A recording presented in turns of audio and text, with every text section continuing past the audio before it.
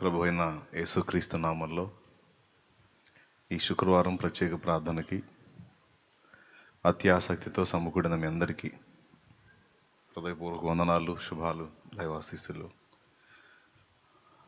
Live ద్వారా, Zoom ద్వారా అందుబాటులోకి వచ్చిన వారందరికీ ప్రత్యేక వందనాలు తెలియజేస్తా ఉన్నాను. దేవుని కృపతో రోజు ఏదో ప్రాంతంలో మరి మందిరాల ప్రతిష్ట కార్యక్రమం జరుగుతూ ఉంది. డైలీ ఎటోకట్టు సంచారం తిరుగుతూ ఉన్నాను. ఇప్పుడు కొంచెం రావటం లేట్ అయింది. ఇక టైం పోనీయకుండా దేవుని వాక్యాన్ని విందాం. మీరు ప్రార్థన చేయండి. ఇంకా చాలా ప్రాంతాలు మందిరాల ప్రతిష్టలు ఉన్నాయి. అలాగే మీటింగ్స్ విషయంలో కూడా చిన్న ఆలోచన చేశాను. ఓపెన్ మీటింగ్కి పర్మిషన్ కష్టం, కానీ పందిళ్ళు వేసుకొని అది పందిళ్ళలో ప్రేయర్స్ జరుపుకోవడానికి ఇప్పుడు ఈ సంఘం ఇక్కడ మనం కూడుకుంటున్నాం. ఆ రోజు మన సంఘాలందరూ, అలాగే బయట నుంచి ఎవరైనా వేరే సంఘాలకు చెందినటువంటి బిడ్డలు కూడా ఈ మీటింగ్స్ కోసం ఎదురు చూస్తూ ఉండేటువంటి వాళ్ళ కోసం ఓపెన్ మీటింగ్ కాదు కానీ పందిళ్ళు ఏర్పాటు చేసి ఆ పందిళ్ళ కింద ప్రభు చిత్తం అయితే ప్రేయర్స్ జరిపించాలనే ఒక ఆలోచన చేశాం. దాని విషయంలో కూడా ఈరోజు ఒక నిర్ణయానికి వచ్చాం ప్రభు కృపలో. ఓపెన్ మీటింగ్ అయితే పర్మిషన్ కష్టం. ఇన్సైడ్ మీటింగ్ అయితే ఆల్రెడీ చర్చిల్లో ప్రేయర్స్ జరుగుతున్నాయి కాబట్టి అందరి కార్యక్రమాలు మామూలుగానే జరుగుతున్నాయి. పెద్ద పెద్ద ఆలయాల్లో భక్తుల రద్దీ ఏం తగ్గలేదు. లక్షలాది మంది తిరుగుతూనే ఉన్నారు. అలాగే కొన్ని రాజకీయ నాయకుల మీటింగ్స్ కూడా బాగానే జరుగుతున్నాయి. అన్నీ రాష్ట్రంలో జరగాల్సినవన్నీ మామూలుగానే జరుగుతున్నాయి. అయితే మనం ప్రజాక్షేమాన్ని దృష్టిలో పెట్టుకొని ఓపెన్ మీటింగ్ కాకుండా ఇన్సైడ్ మీటింగ్ ప్లాన్ చేయాలని ఆలోచన చేశాం. ఈరోజు శుక్రవారం, దేవుని చిత్తం అయితే ఇక మనకు ముందున్న సమయం కొంచెమే కాబట్టి ఆ పనిని ప్రభు చిత్తం అయితే చేయాలనే ఆలోచన ఈరోజే చేశాను. తమ్ముళ్ళు నేను అందరం కలిసి కూర్చొని ఈ విషయాలు డిస్కషన్ చేసుకున్నాం. ప్రేయర్ చేయండి. దేవుని చిత్తం అయితే మరి ఇంకొక చిన్న ప్రయత్నం ఉంది. అది కూడా చేసుకొని స్థలం విషయం ఇంకా ఒక కొలిక్కి రాలేదు. అయితే దేవుడు ఇస్తాడు. ఆ ప్రయత్నం జరుగుతుంది. సగం వర్క్ జరిగింది, ఇంకా సగం వర్క్ జరగలేదు. అంటే టైం పట్టేటట్టుంది. అయినా అవసరమైతే వారిని కూడా అడిగి వారి పర్మిషన్ కూడా తీసుకొని ఆ స్థలంలో, అంటే ఇక్కడ సరిపోదు, చుట్టూ ప్యాక్ చేశారు కాబట్టి మనకి అవకాశం కష్టం. ఇక్కడ బయటికి వెళ్దాం. అయితే పందిళ్ళు వేసుకొని ఆ పందిళ్ళలో ప్రభు చిత్తం అయితే దేవుడు అవకాశం ఇస్తే చేద్దాం. ఆ 4 రోజులు, అంటే 3 పగళ్ళు 3 రాత్రులు, 4వ రోజు పగలతో కూటం ముగిస్తుంది. అంటే మొత్తం 7 కూటాలు జరుగుతాయి. 4 రోజులు 7 కూటాలు. ఈ 7 కూటాలు పందిళ్ళలో పర్ణశాల పండుగల్లాగా ఊరు వదిలిపెట్టి పర్ణశాలలోకి వెళ్దాం. ఈ క్లైమేట్ వస్తుంటేనే ఒక ఆరాటం కలుగుతూ ఉంటుంది మీటింగ్స్ విషయంలో. అసలు వాస్తవంగా బ్రేక్ చేసేద్దాం అనుకున్నా. అసలు ఏం వద్దులే, మామూలుగా ఆదివారం ఆరాధనలాగా చేసేద్దామని అనుకున్నా. కానీ మనసు ఉండట్లా. అందుకని ఓపెన్ మీటింగ్కి పర్మిషన్ లేదన్నారు కాబట్టి ఇన్సైడ్ మీటింగ్ లాగా పందిళ్ళు వేసి పందిళ్ళలో కరోనా నియంత్రణ పాటిస్తూ మాస్కు, దూరాలు, శానిటైజర్ అన్నీ మెయింటైన్ చేసుకుంటూ ఏర్పాటు చేయాలి అని ఆలోచన చేశాం. ప్రజాక్షేమాన్ని కూడా దృష్టిలో పెట్టుకొని దేవుని కృప వల్ల ఇప్పుడైతే కరోనా కేసులు ఎన్నున్నా ప్రాణాంతకమైన సమస్యలు అయితే చాలా వరకు లేవు. చాలామందికి వచ్చింది 2-3 రోజుల్లోనే నెగిటివ్ వచ్చేసి మళ్ళీ నార్మల్ కండిషన్లోకి వచ్చేసారు. చాలామంది లక్షలాది మంది వచ్చేస్తూ ఉన్నారు, బాగుపడుతున్నారు. కరోనా పాజిటివ్ రిపోర్ట్ వస్తుంది, 2-3 రోజుల్లో మళ్ళీ నెగిటివ్ రిపోర్ట్ వస్తుంది. కనుక ఆ విషయంలో కూడా పెద్దగా ఇప్పుడు ప్రజల్లో స్పందన అర్థమవుతుంటుంది కదా మనకి. ఆ విషయంలో కూడా ఇబ్బంది ఏం కనిపించట్లేదు. కనుక ఈ స్టెప్ తీసుకోవచ్చు అని నిర్ణయానికి వచ్చాను. దేవుడు ఆమోదం తెలిపితే ఈరోజే ఈ ప్రేయర్ అయిపోయిన తర్వాత వెళ్ళి ఆ స్థలం వాళ్ళతో కూడా సంప్రదించి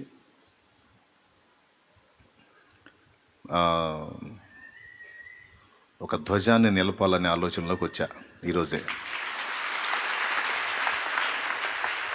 ఆ గ్రౌండ్లో అది ప్రేయర్ చేయండి. తర్వాత కొన్ని ఏరియాస్ని పరిగణలోకి తీసుకొని ఇప్పుడు ఎట్లయితే మందిరాల ప్రతిష్ట కార్యక్రమం జరుగుతుందో అలాగే మన సంఘాలు ఉన్న ప్రాంతాలన్నింటిలో ఒకటి కేంద్ర బిందువుగా ఒక మెయిన్ ఒక బ్రాంచ్ని ఏర్పాటు చేసి చుట్టుపక్కల ఉన్న సంఘాలన్నీ అక్కడ గ్యాదర్ అయి కూటాల్లో ఏకీభవించేటట్టు అట్లా కూడా కూటాలు పెట్టాలన్న ఆలోచన కలిగి ఉన్నా. ఇది ఈ మెయిన్ బ్రాంచ్లో కూటాలు ఆగే పని అయితే ఆ మిగిలిన బ్రాంచుల్లో 3 రోజులు ఒక్కో బ్రాంచ్లో 3 రోజులు కూటాలు పెట్టాలని ఆలోచన చేశా. అంటే సైతానుగాడు ఒకదానికి అడ్డుపడ్డాడు అనుకో 100 చేయటానికి.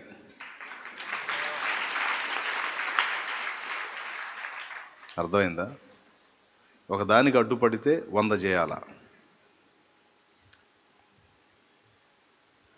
అందుకే సైతానుగాడికి నేనంటే తలపోటు ఎక్కువ. ఏదో రకంగా నన్ను అభ్యంతరపరచాలని చూస్తాడు, వాడే అబాస్పాలు అవుతూ ఉంటాడు. ఏదో రకంగా నన్ను ఎఫెక్ట్ చేయాలని చూస్తాడు. ఆశ్చర్య రీతిలో దేవుని కృపతో వాటన్నిటిని కూడా దేవుడు నాకు ఆశీర్వాదంగా మారుస్తూ ఉంటాడు. ఇప్పుడు మందిరాల ప్రతిష్ట మొదలు పెట్టాం. మీరు నమ్మండి నమ్మకపోండి, ఇక మొదలుపెట్టి అన్ని ప్రతిష్టలు చేసుకుంటా పోతే అప్పుడు అది ఎప్పటికి బ్రేక్ అయ్యిద్దో కూడా తెలియదు. అన్ని కార్యాలు చేశాడు దేవుడు సైలెంట్గా. నేనైతే ఊరకుండే రకం కాదు. అన్ని రకాలుగా హెల్త్ పరంగా, మెంటల్గా, మానసికంగా అన్ని వైపుల నుంచి ఇప్పుడు కాదు, సేవ ఆరంభం నుంచి కూడా నా మీద అటాక్ చేస్తూ వచ్చాడు సైతాన్. విమర్శలు, నిందలు.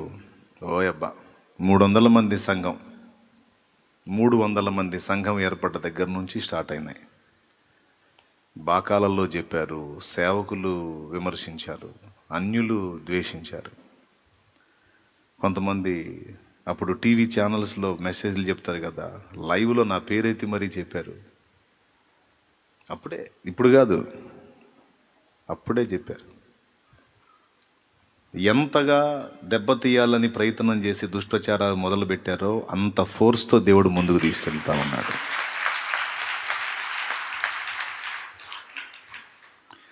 మూడు 300 మంది ఉన్నప్పుడు మొదలు పెడితే నన్ను విమర్శించడానికి, ఎగతాళి చేయడానికి, హేళన చేయడానికి 300 మంది సంఘం ఉన్నప్పటి నుంచి మొదలు పెడితే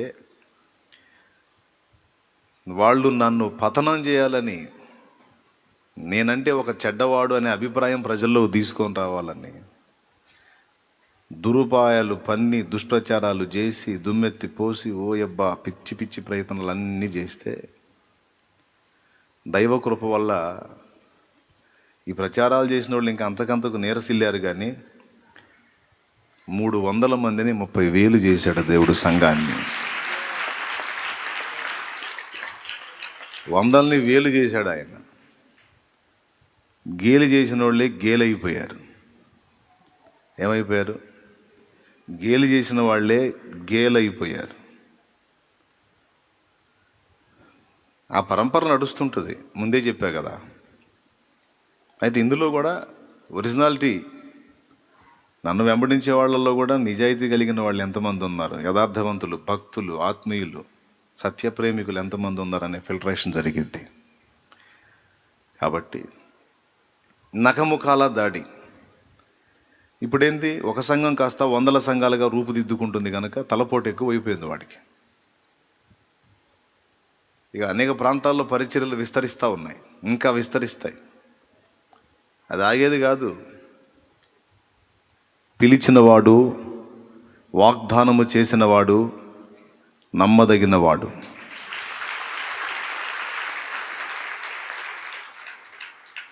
ఎవడెన్ని తిప్పలు పడినా, ఎవరెన్ని రకాలుగా ప్రయాసపడినా దేవుడు తెరచిన తలుపులు ఎవడూ మూయలేడు.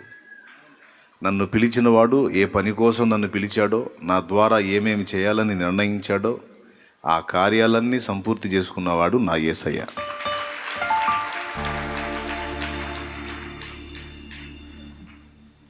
కాబట్టి అందరూ సంతోషంగా ప్రార్థన చేస్తూ, నా కోసం విజ్ఞాపన చేస్తూ, నా పక్షంగా మీ చేతులెత్తి దేవునికి యాచనలు, కృతజ్ఞతలు చెల్లించారు. అప్పటి నుంచి ఇప్పటిదాకా దేవుడు నా అడుగులు జారకుండా కాపాడుతూనే వస్తున్నాడు. ఒక్కటే వాగ్దానం నేను ఎప్పుడు గుర్తు చేసుకుంటాను. అబ్రహాముకి ఏ విషయంలో అయితే వాగ్దానం చేశాడో ఆ వాగ్దానాన్ని నేను తీసుకుంటాను. ఆదికాండము 12వ అధ్యాయము, ఆదికాండము 12వ అధ్యాయము మొదటి వచనం నుంచి. యెహోవా, నీవు లేచి నీ దేశము నుండి, నీ బంధువుల యొద్ద నుండి, నీ తండ్రి ఇంటి నుండి బయలుదేరి నేను నీకు చూపించు దేశమునకు వెళ్ళుము. నిన్ను గొప్ప జనముగా చేసి. నేను చెప్పిన మాట విను, నేను చెప్పినట్టు చెయ్యి. ఏంటి? నేను చెప్పిన మాట విను, నేను చెప్పినట్టు చెయ్యి. నిన్ను గొప్ప జనముగా చేసి. అది నిన్ను నేను గొప్ప జనముగా చేస్తాను. నిన్ను ఆశీర్వదించి. ఇప్పుడు నువ్వు ఒంటరిగా ఉన్నావు, ఒంటిగాడుగా ఉన్నావు, నిన్ను నేను గొప్ప జనముగా చేస్తాను. నిన్ను ఆశీర్వదించి. నిన్ను ఆశీర్వదించి నీ నామమును గొప్ప చేయుదును. అది నిన్నేమో గొప్ప జనముగా చేస్తాను. రెండవది, నీ నామమును గొప్ప చేస్తాను అన్నాడు. అంటే నీ పేరు, గొప్ప పేరును, మంచి ఖ్యాతిని, మంచి పేరును నేను నీకు ఇప్పించేదనని వాగ్దానం చేశాడు చూడు. అట్లాగా నీ పేరును గొప్ప చేస్తాను. అబ్రహాం అంటే అందరికీ తెలిసేటట్టు నేను చేస్తాను అన్నాడు. 2, నీవు ఆశీర్వాదముగా నుండు. నేను నిన్ను ఆశీర్వదించి, అంటే అన్ని విషయాల్లో నేను ఆశీర్వదిస్తాను. అయితే ఇంకో స్పెషల్ ఆశీర్వాదం ఏంటంటే, కొంతమందికి కాదు, అందరికీ, జనులందరికీ అసలు నువ్వే ఒక ఆశీర్వాదం లాగా అయిపోతావు. దేవునికి స్తోత్రం కలుగునుగాక. హల్లెలూయా. అసలు నువ్వే ఒక ఈవిలాగా, ఒక బహుమానం లాగా, ప్రజలందరికీ నువ్వే ఒక గిఫ్ట్ లాగా, ఒక ఆశీర్వాదం లాగా మారిపోతావు. ఇప్పుడు దైవజనులు ఉన్నారు. ఆ దైవజనులందరూ ఎవరో తెలుసా? దేవుడు మనకిచ్చిన బహుమానాలు, మనల్ని ప్రేమించి మనకు దేవుడిచ్చిన ఆశీర్వాదాలే మనకు ముందున్న భక్తులు, మన తరంలో ఉన్న భక్తులు. వాళ్ళంతా మన ఆశీర్వాదాలు. అబ్రహాంతో అన్నాడు, నంబర్ 1 ఏమన్నాడు? నిన్ను గొప్ప జనముగా చేస్తాను అన్నాడు. నంబర్ 2, నీ నామమును కూడా గొప్ప చేస్తాను అన్నాడు. నంబర్ 3, నిన్ను ఆశీర్వదిస్తాను అన్నాడు అన్ని విషయాలలో. నంబర్ 4, అసలు ఆశీర్వదించడం అంటే, నీ ఆశీర్వదించబడటం అంటే మన పర్సనల్. అసలు మనం ఆశీర్వాదంగా ఉండటం అంటే ఏంటో తెలుసా? ఎదుటి వాళ్ళకి దీవెన. మనం ఆ అక్క చెప్పినందువల్ల నేను రక్షించబడ్డాను, ఆ అన్న వల్ల నేను రక్షణలోకి వచ్చాను, ఆ అన్న ద్వారా నేను తెలుసుకొని ప్రభువుని గుర్తిరిగి ఇట్లా వచ్చాను. నిజంగా దేవుడు నా కోసం ఒక ఆశీర్వాదం లాగా అన్నను పంపాడు, అక్కను పంపాడు అంటే మరి ఆ వ్యక్తి ఆశీర్వాదమేగా అవతల వాళ్ళకి. నువ్వు ఎంతమందికి అయితే దేవుని గురించి ప్రచురపరిచి ఎన్ని ఆత్మల్ని ప్రభువులోకి రక్షించుకున్నావో వాళ్ళందరికీ నువ్వు ఒక ఆశీర్వాదం. ఆమేన్. కాబట్టి నువ్వు ఆశీర్వాదముగా ఉందువు అన్నాడు. 4 అయినాయా?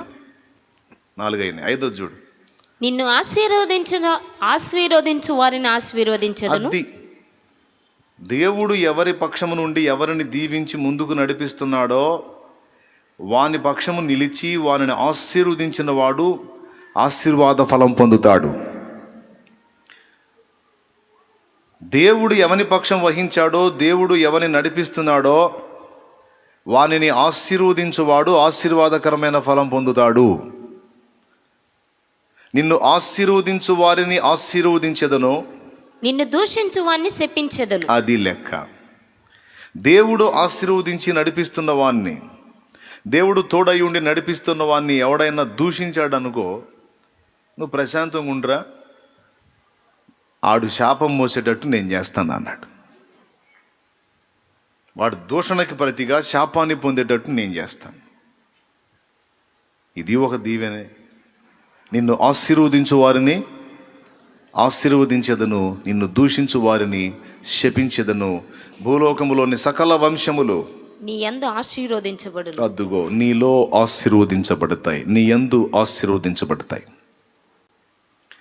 చిన్న మాట ప్రార్థన చేసుకుందామా?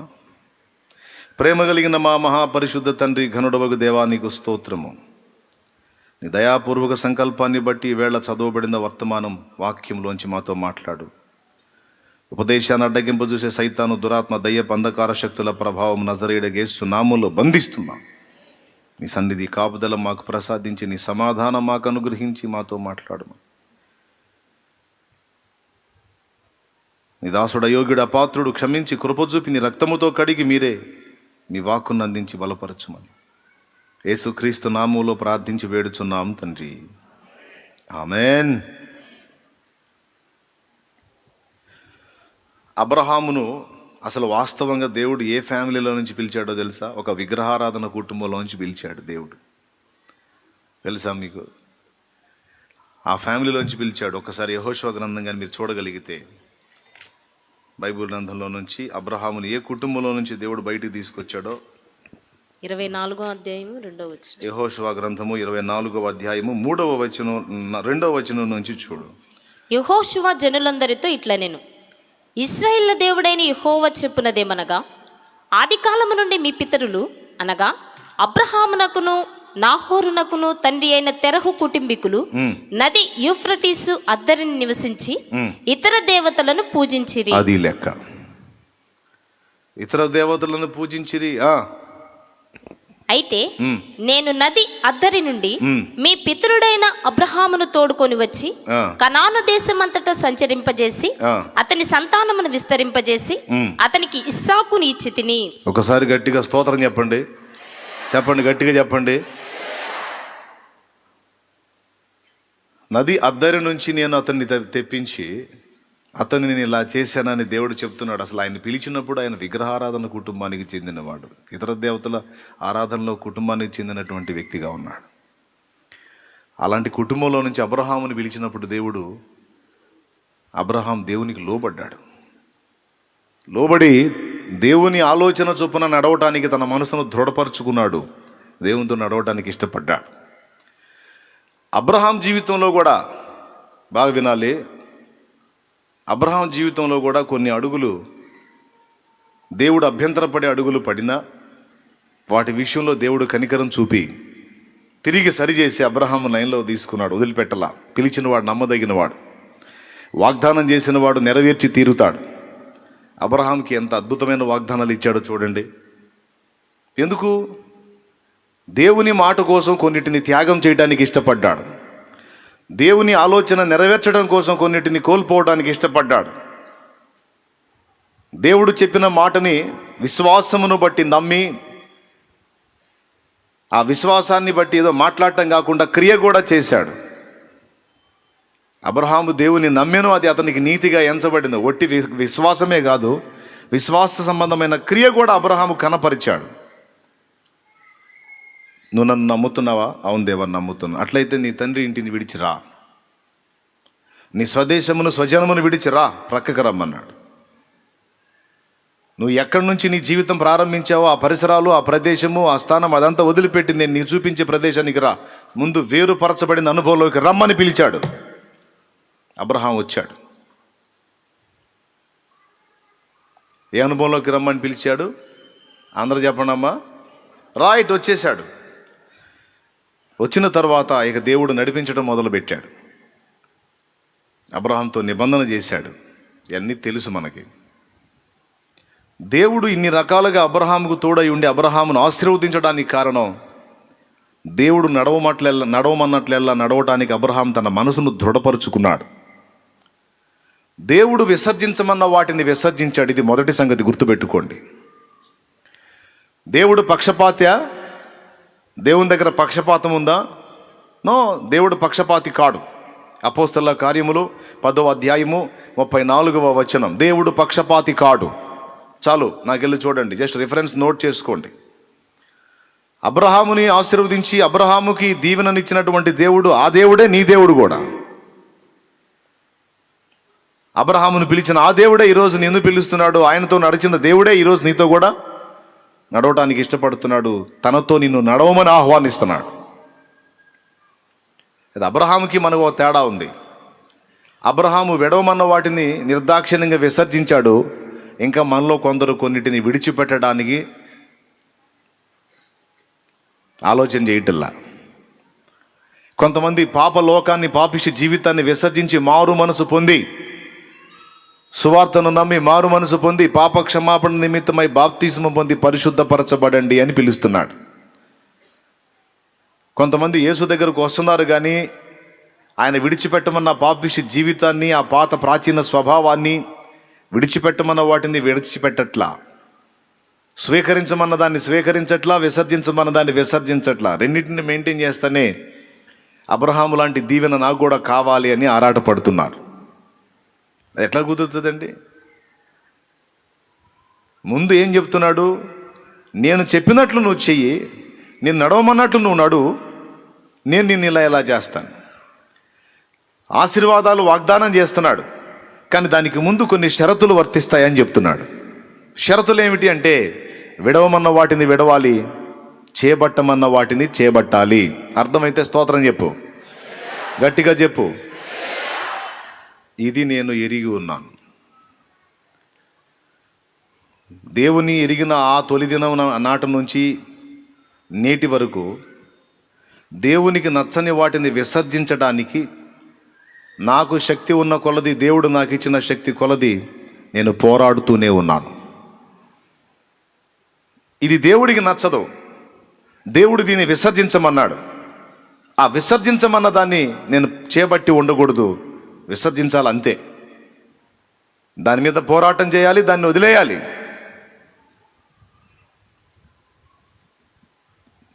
నన్ను నేను వెతుక్కోవటం అనేది నాకు ఇష్టం. కొంతమంది దాన్ని ఇష్టపడరు. వాళ్ళు ఏం చేసినా వాళ్ళకి అది మంచి.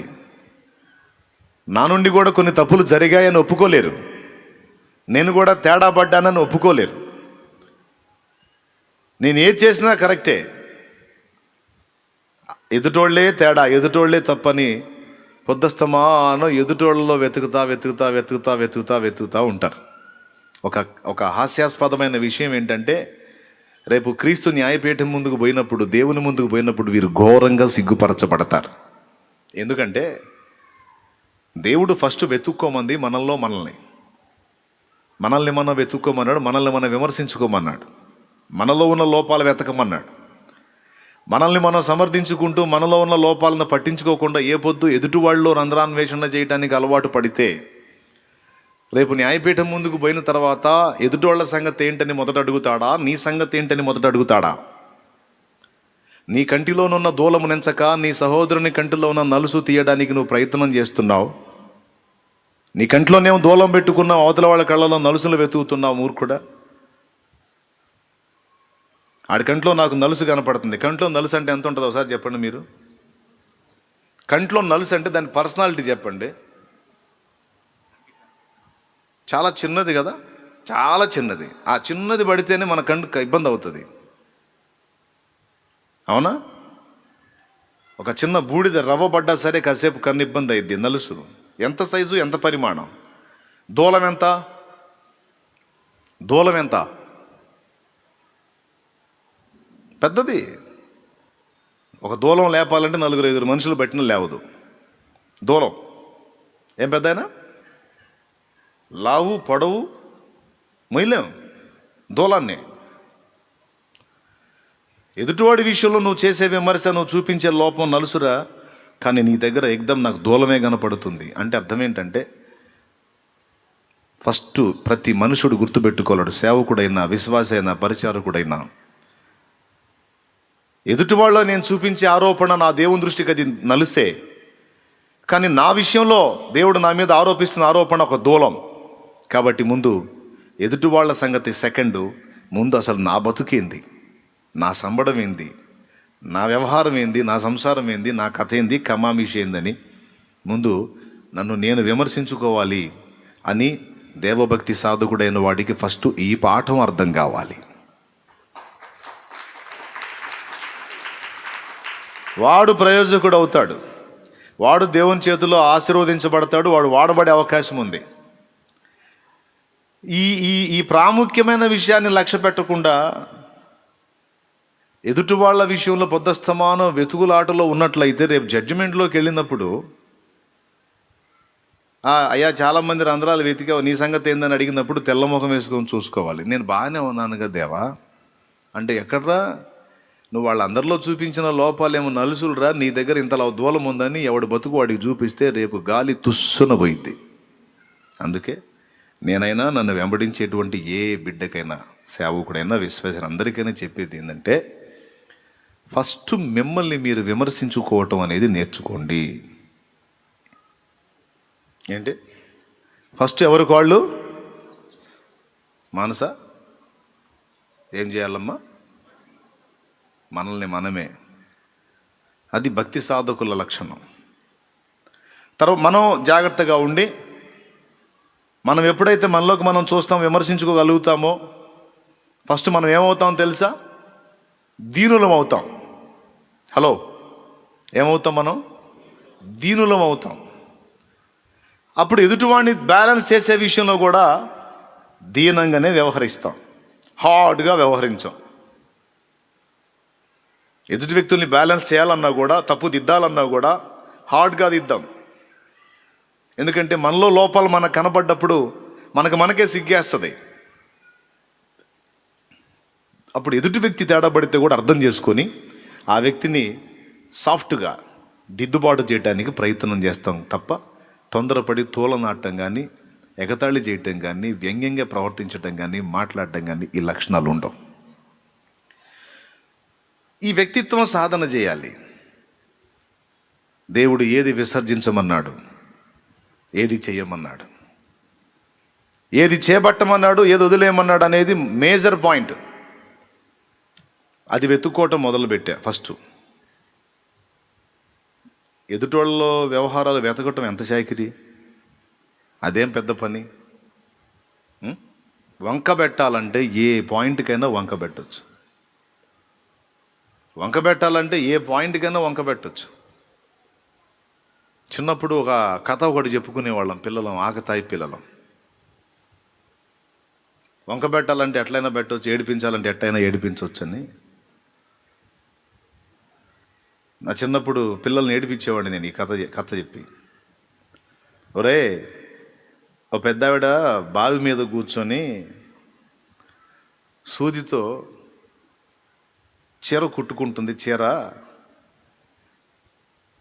ఈలోపు సూది జారి, ఆ దారం తెగి సూది జారి బావిలో పడింది. బయటికి ఎట్టొచ్చిద్దిరా అని అడిగేవాడిని. బయటికి ఎట్టొచ్చిద్ది అనగానే నేను అనేవాడిని, బయటికి ఎట్టొచ్చిద్ది అంటే వచ్చిద్దా అనేవాడిని. అంటాడు వాడు. అంటే వచ్చిద్దా అంటాడు. అరే అంటాడు. అరే అంటే వచ్చిద్దా అంటాడు.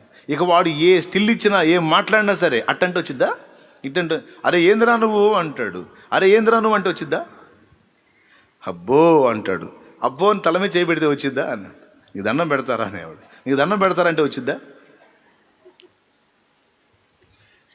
ఒక బాబు నన్ను వదులురా అంటాడు. ఒక బాబు నన్ను వదులురా అంటే వచ్చిద్దా. ఇక వాడు వాడు పారిపోయిన దాకా చివరికి వాడు పారిపోతున్నాడు. రే పారిపోతే వచ్చిద్దా. దేవునికి స్తోత్రం కలుగును గాక. హల్లెలూయా.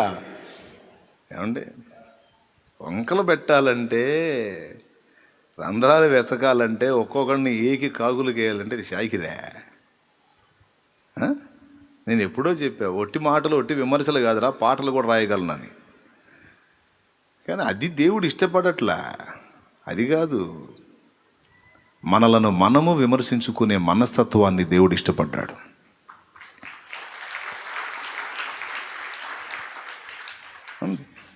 ఆకులు రాలి ఫలములు లేని ఎండిన మోడునై నేను ఉంటిని. ఆకులు రాలి ఫలములు లేని ఎండిన మోడునై నేను ఉంటిని. ఎవరికి గాక ఏదరి లేక వ్యర్థముగా ఇలలో బ్రతుకుచుంటిని. ఎవరికి గాక ఏదరి లేక వ్యర్థముగా ఇలలో బ్రతుకుచుంటిని. ఆర్తధ్వని ఆలకించవా, ఆర్తధ్వని ఆలకించవా. తండ్రి నన్నాదరించవా, తండ్రి నన్నాదరించవా. ఏ యోగ్యత లేనివాడనో నీ ప్రేమతో ఆదరించుమా. ఏ యోగ్యత లేనివాడను నీ ప్రేమతో ఆదరించుమా. లోకమనే ఎడారిలో ఎండమావిని పాపమనే నిశీదిలో నిలిచి ఉంటిని. లోకమనే ఎడారిలో ఎండమావిని పాపమనే నిశీదిలో నిలిచి ఉంటిని. ఏ యోగ్యత లేనివాడనో నీ ప్రేమతో ఆదరించుమా. దేవునికి మహిమ. దేవుడు నాకు ఇచ్చిన పాటల్ని మీరు గమనించినట్లయితే యథార్థంగా నేను నా స్థితిని నేను ఒప్పుకుంటూ పాడుకుంటా. గాలికి ఊగే రెల్లైనా మనసు నెమ్మది లేక కదలుచున్నది. గాలికి ఊగే రెల్లైనా మనసు నెమ్మది లేక కదలుచున్నది. చేసిన దోషములు నన్ను తరుమగను, వేదనతో హృదయం అదరుచున్నది. చేసిన దోషములు నన్ను తరుమగను, వేదనతో హృదయం అదరుచున్నది. క్షమించువాడా నా యేసు రాజా, నీ ఘోర పాపిని క్షమించుమా. క్షమించువాడా నా యేసు రాజా, ఈ ఘోర పాపిని క్షమించుమా. దేవా నా మొర వినవా, నా ప్రార్థన ఆలకించవా. దేవా నా మొర వినవా, నా ప్రార్థన ఆలకించవా. నా పాపం నన్ను తరుమగా, నా ప్రాణము తల్లడిల్లగా నీ చింతకు చేరినానయ్యా. నీ శరణి కోరినానయ్యా.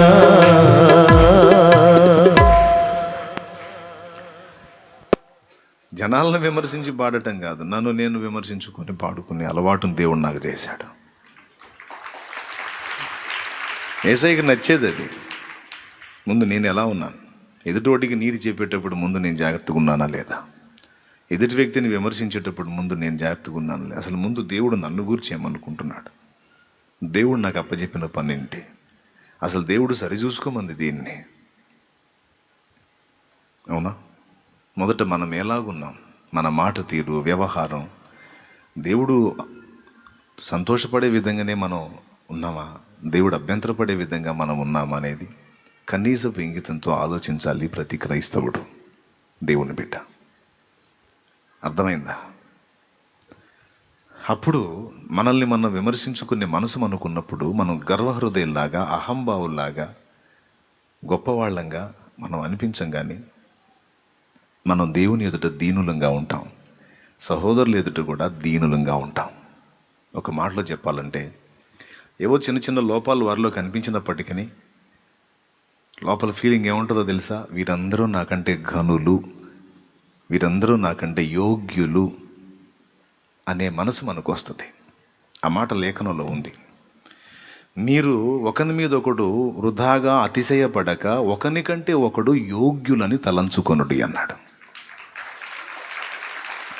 లేఖనమే.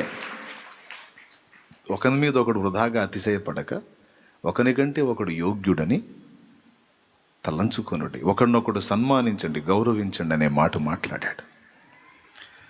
అందుకే ఇది దేవునికి నచ్చలేదు. ఎదుటి వాళ్ళని నేను గాయపరిచే విధంగా వ్యవహరించటం నచ్చలేదు. మరి దేవుడికి ఏది నచ్చింది? నన్ను నేను విమర్శించటం.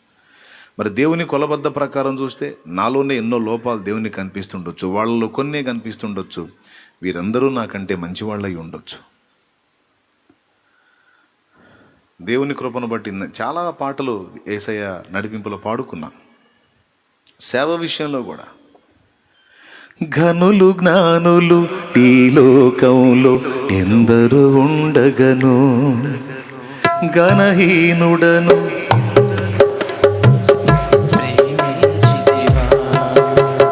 ఘనులు జ్ఞానులు ఈ లోకంలో ఎందరు ఉండగను, ఘనహీనుడను వెర్రివాడను నన్ను ప్రేమించితివా. ఏమున్నదయ్యా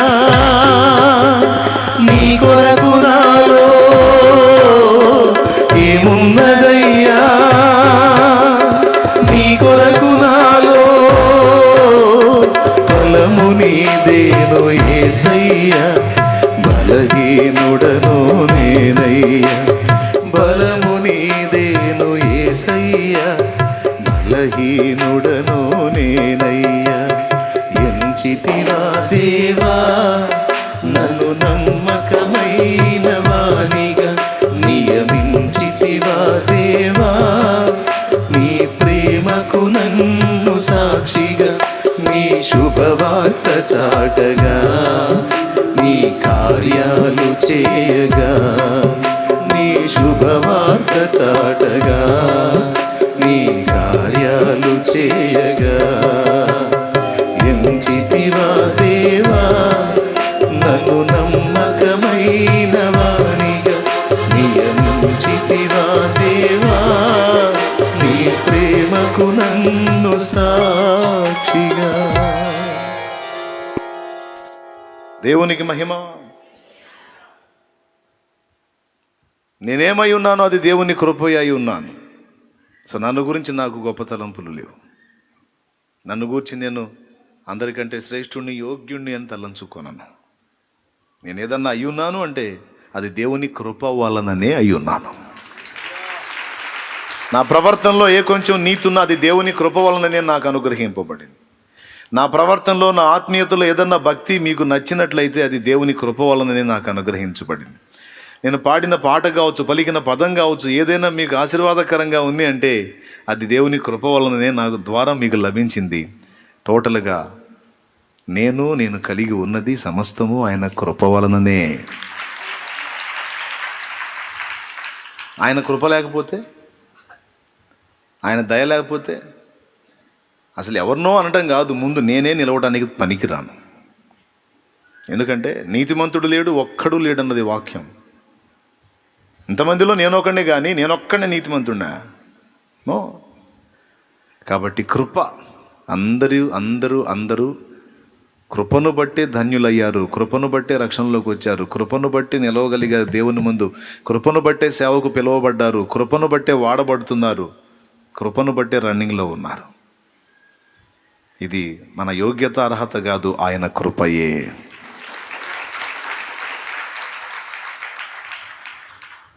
కాదా? అవునా? నీ కృప నాకు చాలును, నీ కృప లేనిదే నేను బ్రతుకలేను, నీ కృప లేనిదే నే బ్రతుకలేను. బా, ఎప్పుడో చెప్పేశాడు కదా. దేవునికి మహిమ. ఆ ఒక్క చరణం, ఆ ఒక్క పల్లవి చాలు. నీ కృప లేకపోతే నాకు ఎన్నో పాటలు పాడాడు కదా. కృపయే నాకు ప్రాకారము గల ఆశ్రయపురమాయను, నీ కృప వీడి క్షణమైన నేనెలా మనగలను. ఓయబ్బ, ప్రతి భక్తునికి కృపయే ఆధారమైంది కానీ ఏ ఒక్కడి యోగ్యత అర్హత కాదు. దేవునికి మహిమ. హల్లెలూయా. కాబట్టి ఆ పని చెప్పాలా నాకు. దేవుడు చెప్పిన మొదటి పని ఏంటంటే నన్ను నేను సరిచూసుకోవాలి. నేను క్రమంగా దేవుని ఎదుట నిలిచి, క్రమం తప్పిన సహోదరులు ఎవరైనా ఉంటే వారిని దైవిక ప్రేమతో సన్మానముతో త్రోవకు తీసుకొని రావాలి, ప్రేమను బట్టి. అంతేకాని వెర్రవీగిన మాటలతో కాదు. కాబట్టి ఫస్ట్ నుంచి కూడా సేవలోకి వచ్చినాకైనా, సేవలోకి రాకముందు విశ్వాసీ జీవితంలోకి వచ్చినప్పుడైనా అబ్రహామును దేవుడు విడిచిపెట్టమన్న వాటిని నిర్దాక్షిణ్యంగా విడిచిపెట్టాడు, ఆశీర్వాదం పొందాడు. సో నేను కూడా దేవుడు వదిలిపెట్టమన్నవేంటో వెతుక్కోవాలి. మొదటిది ఏంటి? లోకాన్ని వదిలేయి, పాప జీవితాన్ని వదిలేయి, మారు మనసు పొంది బాప్తీసం పొందన్నాడు. ఓకే, పొందేశాను. అప్పటిదాకా నాకున్నటువంటి వ్యసనాలు, బలహీనతలన్నీ వదిలేసుకుని ఆ రోజు నుంచి ఇవి దేవుడికి నచ్చవు కదా, ఎందుకు చేయాలి వీటిని, నేను వదిలేద్దాం. స్వచ్ఛందంగా తీర్మానించుకొని దేవుడు అసహించుకునే వాటిని విసర్జించి, యేసయ్యా ప్రతిదీ చెప్పయ్యా, ప్రతిదీ చెప్పయ్యా, వాళ్ళ తేడా వీళ్ళు తేడా వద్దయ్యా, ముందు నా తేడాలు నాకు చెప్పయ్యా, నా లోపాలు నాకు చెప్పయ్యా. తెలుపుము నా అంతము నాకు, తెలుపుము నా ఆయువు ఎంతో, తెలుపుము నా అంతము నాకు, తెలుపుము నా ఆయువు ఎంతో, తెలుపుము ఎంత అల్పుడనో. నేను ఎంత అల్పుడో నువ్వు నాకు చెప్పు, లేకపోతే నేను గొప్పవాడిని అనుకుంటా, నా తలంపుల దృష్టిలో నేను గొప్ప యోగ్యుడిని అనుకుంటా, గర్విస్తా, అతిశయపూర్ణుడిని అవుతా. నా బ్రతికేమిటో, నేను ఎంత అల్పమైన వాడినో నాకు అర్థమయ్యేటట్టు చేయి తండ్రి. లేకపోతే నన్ను నేను యోగ్యునిగా చూసుకుని ఎదుటి వాళ్ళందరినీ అల్పుల్లాగా చూస్తానయ్యా. కాదయ్యా, నేను ఎంత అల్పుడినో, ఎంత అల్పురాలనో నాకు అర్థమయ్యేటట్టు చేస్తే అప్పుడు ఎదుటి వాళ్ళందరినీ గౌరవించి సన్మానించగలుగుతానయ్యా. అయ్యా నేను ఎంత అల్పుడినో నాకు చెప్పవా. చూడు భక్తుల మనస్సు. తెలుపుము నా అంతము నాకు, తెలుపుము నా ఆయువు ఎంతో, తెలుపుము నా అంతము నాకు, తెలుపుము నా ఆయువు ఎంతో, తెలుపుము ఎంత అల్పుడనో, తెలుపుము ఎంత అల్పుడనో.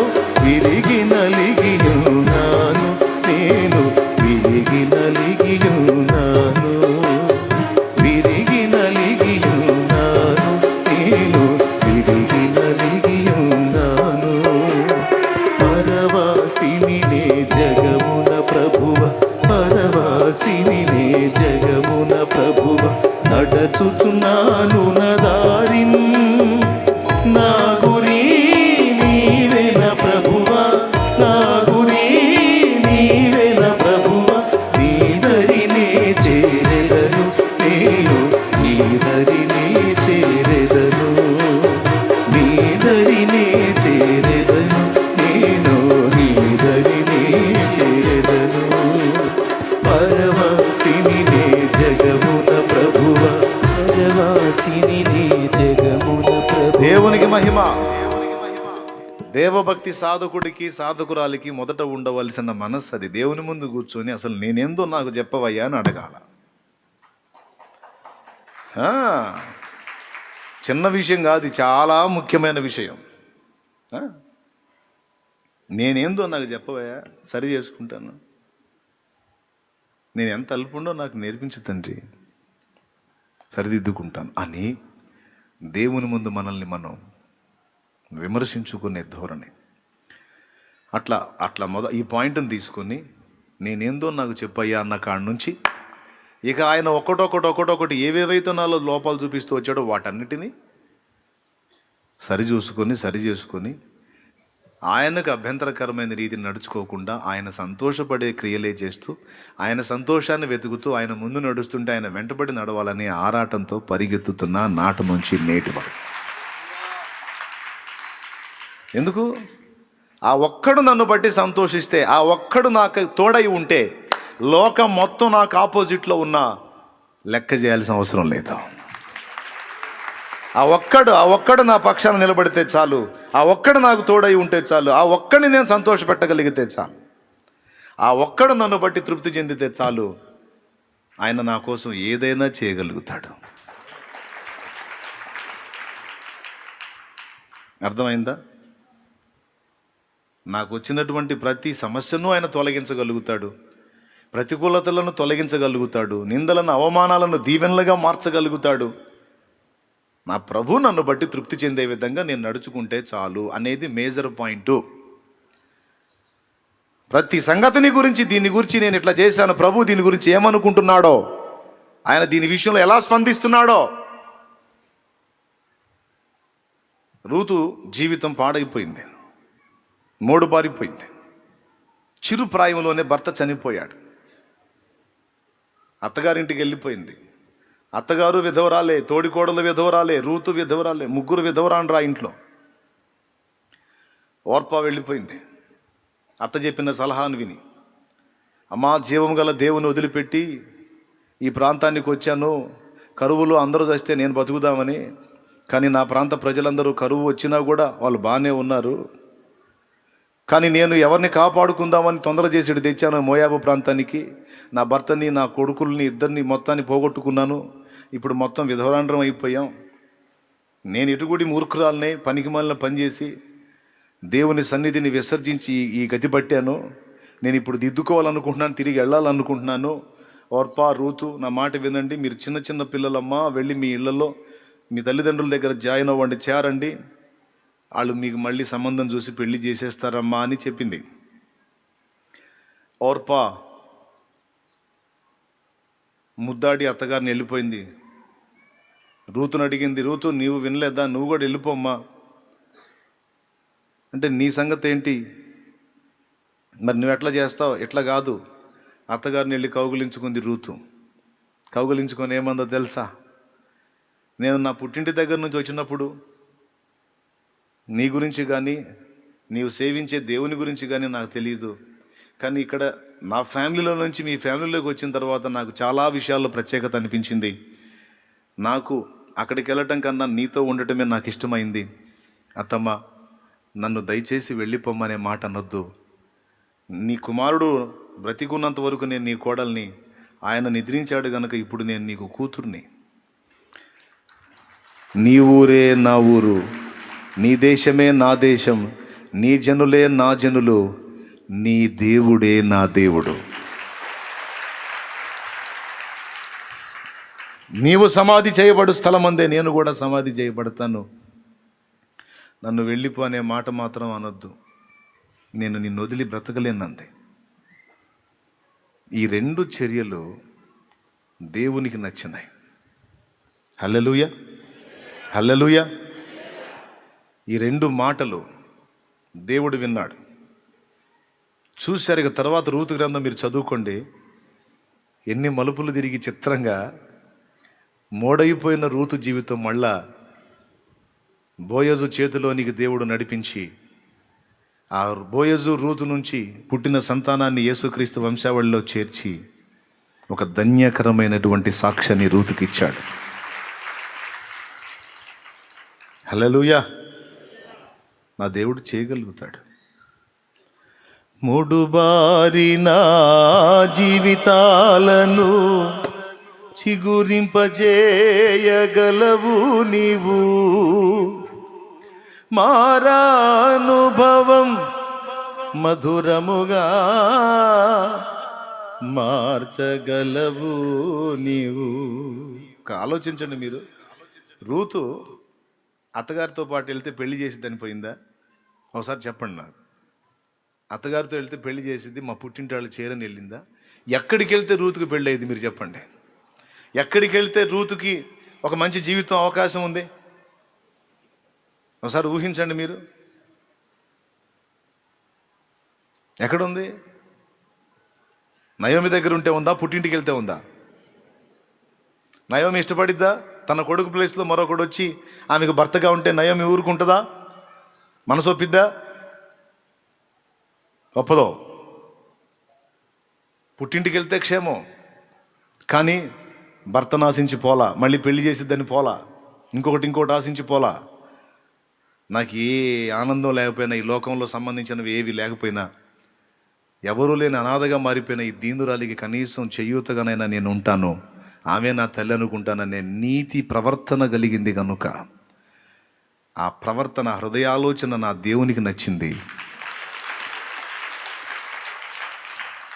ఏం చేశాడో తెలుసా? అత్తని అమ్మని చేసి పడేశాడు. అత్త హృదయంలో అమ్మ మనసును పెట్టి, ఒక తల్లి తన కూతురు విషయంలో ఎలాగైతే స్పందించిద్దో అలాగ నయోమి రూతు విషయంలో స్పందించేటట్టు చేసి, మొడైపోయిన రూతు జీవితాన్ని చిగురింపజేసి, ఇటు రూతుని అటు నయోమిని మొత్తాన్ని ఆయన ఆశీర్వదించి సమాధానకరమైన భవిష్యత్తును వారికి అనుగ్రహించిన సాక్ష్యం మనకి రూతు గ్రంథం సాక్ష్యం ఇస్తుంది. దేవునికి మహిమ.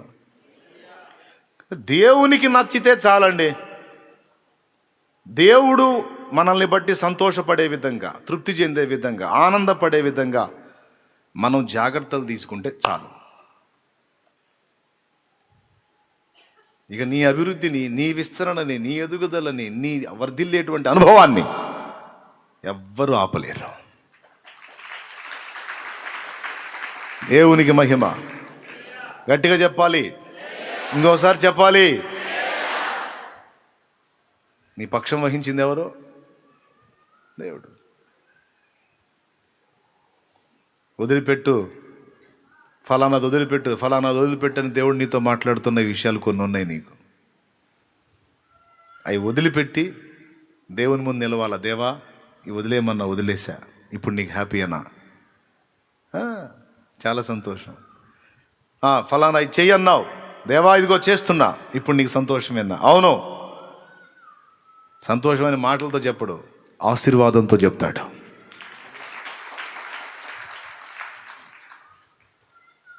మనం మెయిన్గా చూసుకోవాల్సింది అది. రక్షణ పొందమన్నావు, పొందా. నా మార్గంలో ప్రయాణం చేయమన్నావు, నడుస్తున్నా. నా ఆత్మను పొందుకోమన్నావు, కనిపెట్టి పొందుకున్నా. నా వాక్యాన్ని ధ్యానించమన్నావు, చూసుకుంటున్నా. నా సన్నిధిని ప్రేమించమన్నావు, ప్రేమిస్తున్నా. నన్ను బట్టి నువ్వు సంతోషపడితే నాకు అది చాలు ప్రభువా.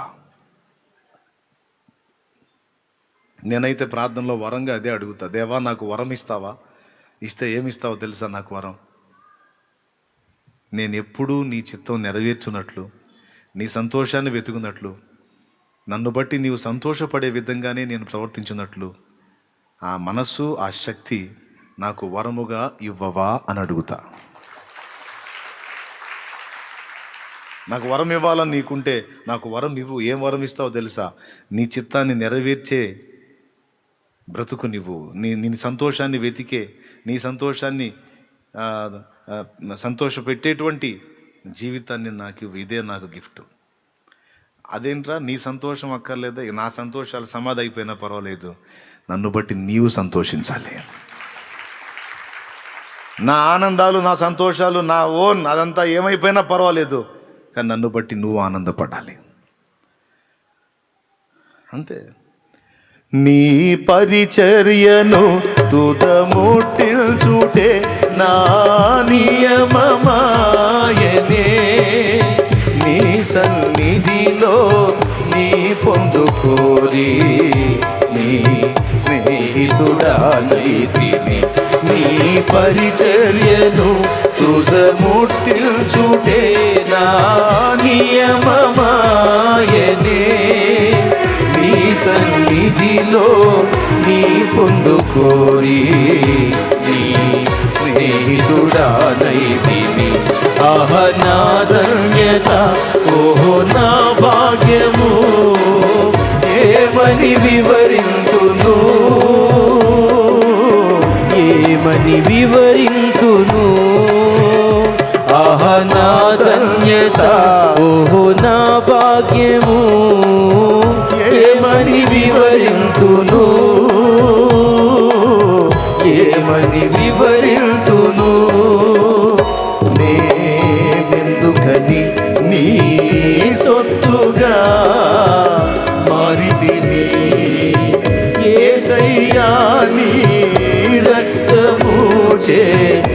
ఎరుగబడినందున నీ అనాది ప్రణాళికలో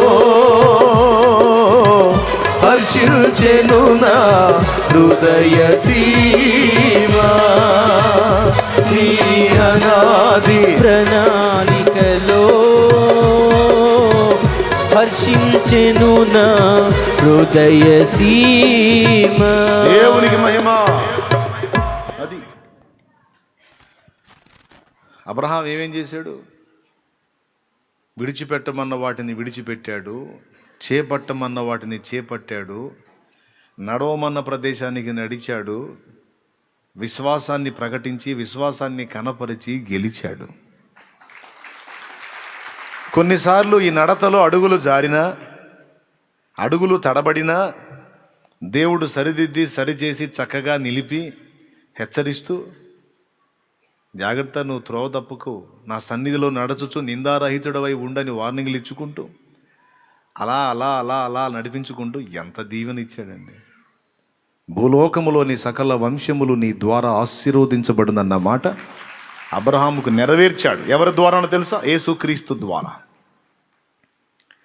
ఈ రోజున భూలోకములో ఉన్నటువంటి ఈ ప్రపంచం అంతట్లో ఉన్నటువంటి ప్రజలలో 60% మందికి సువార్త వెళ్ళిపోయింది.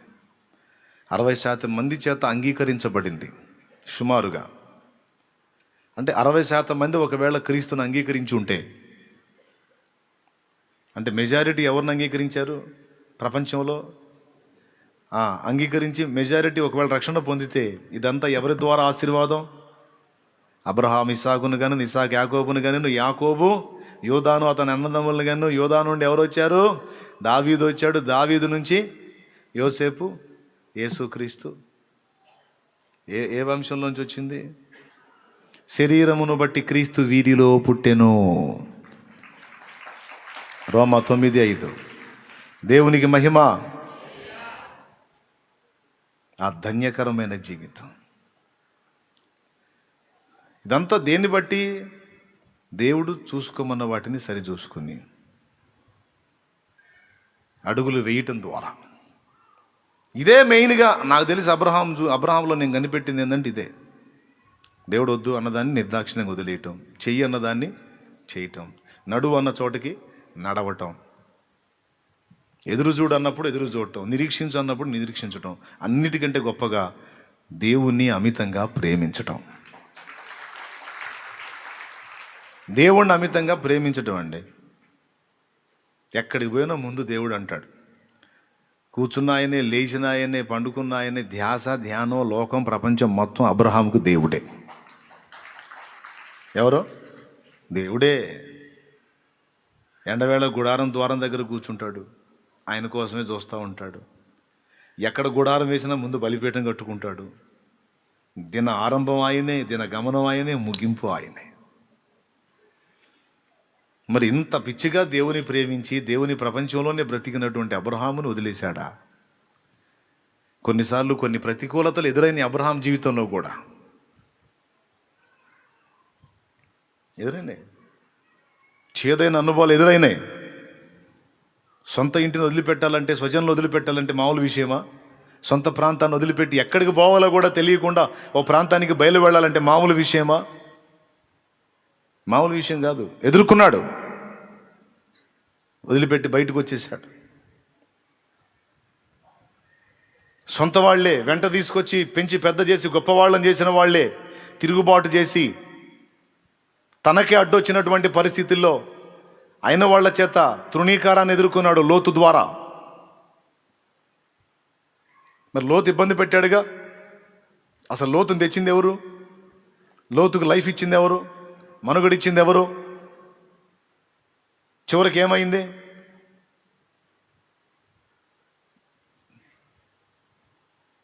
ఆశ్రయం ఇచ్చి అవకాశం ఇచ్చి గొప్ప చేస్తే అతనే రివర్స్ అయిపోయాడు.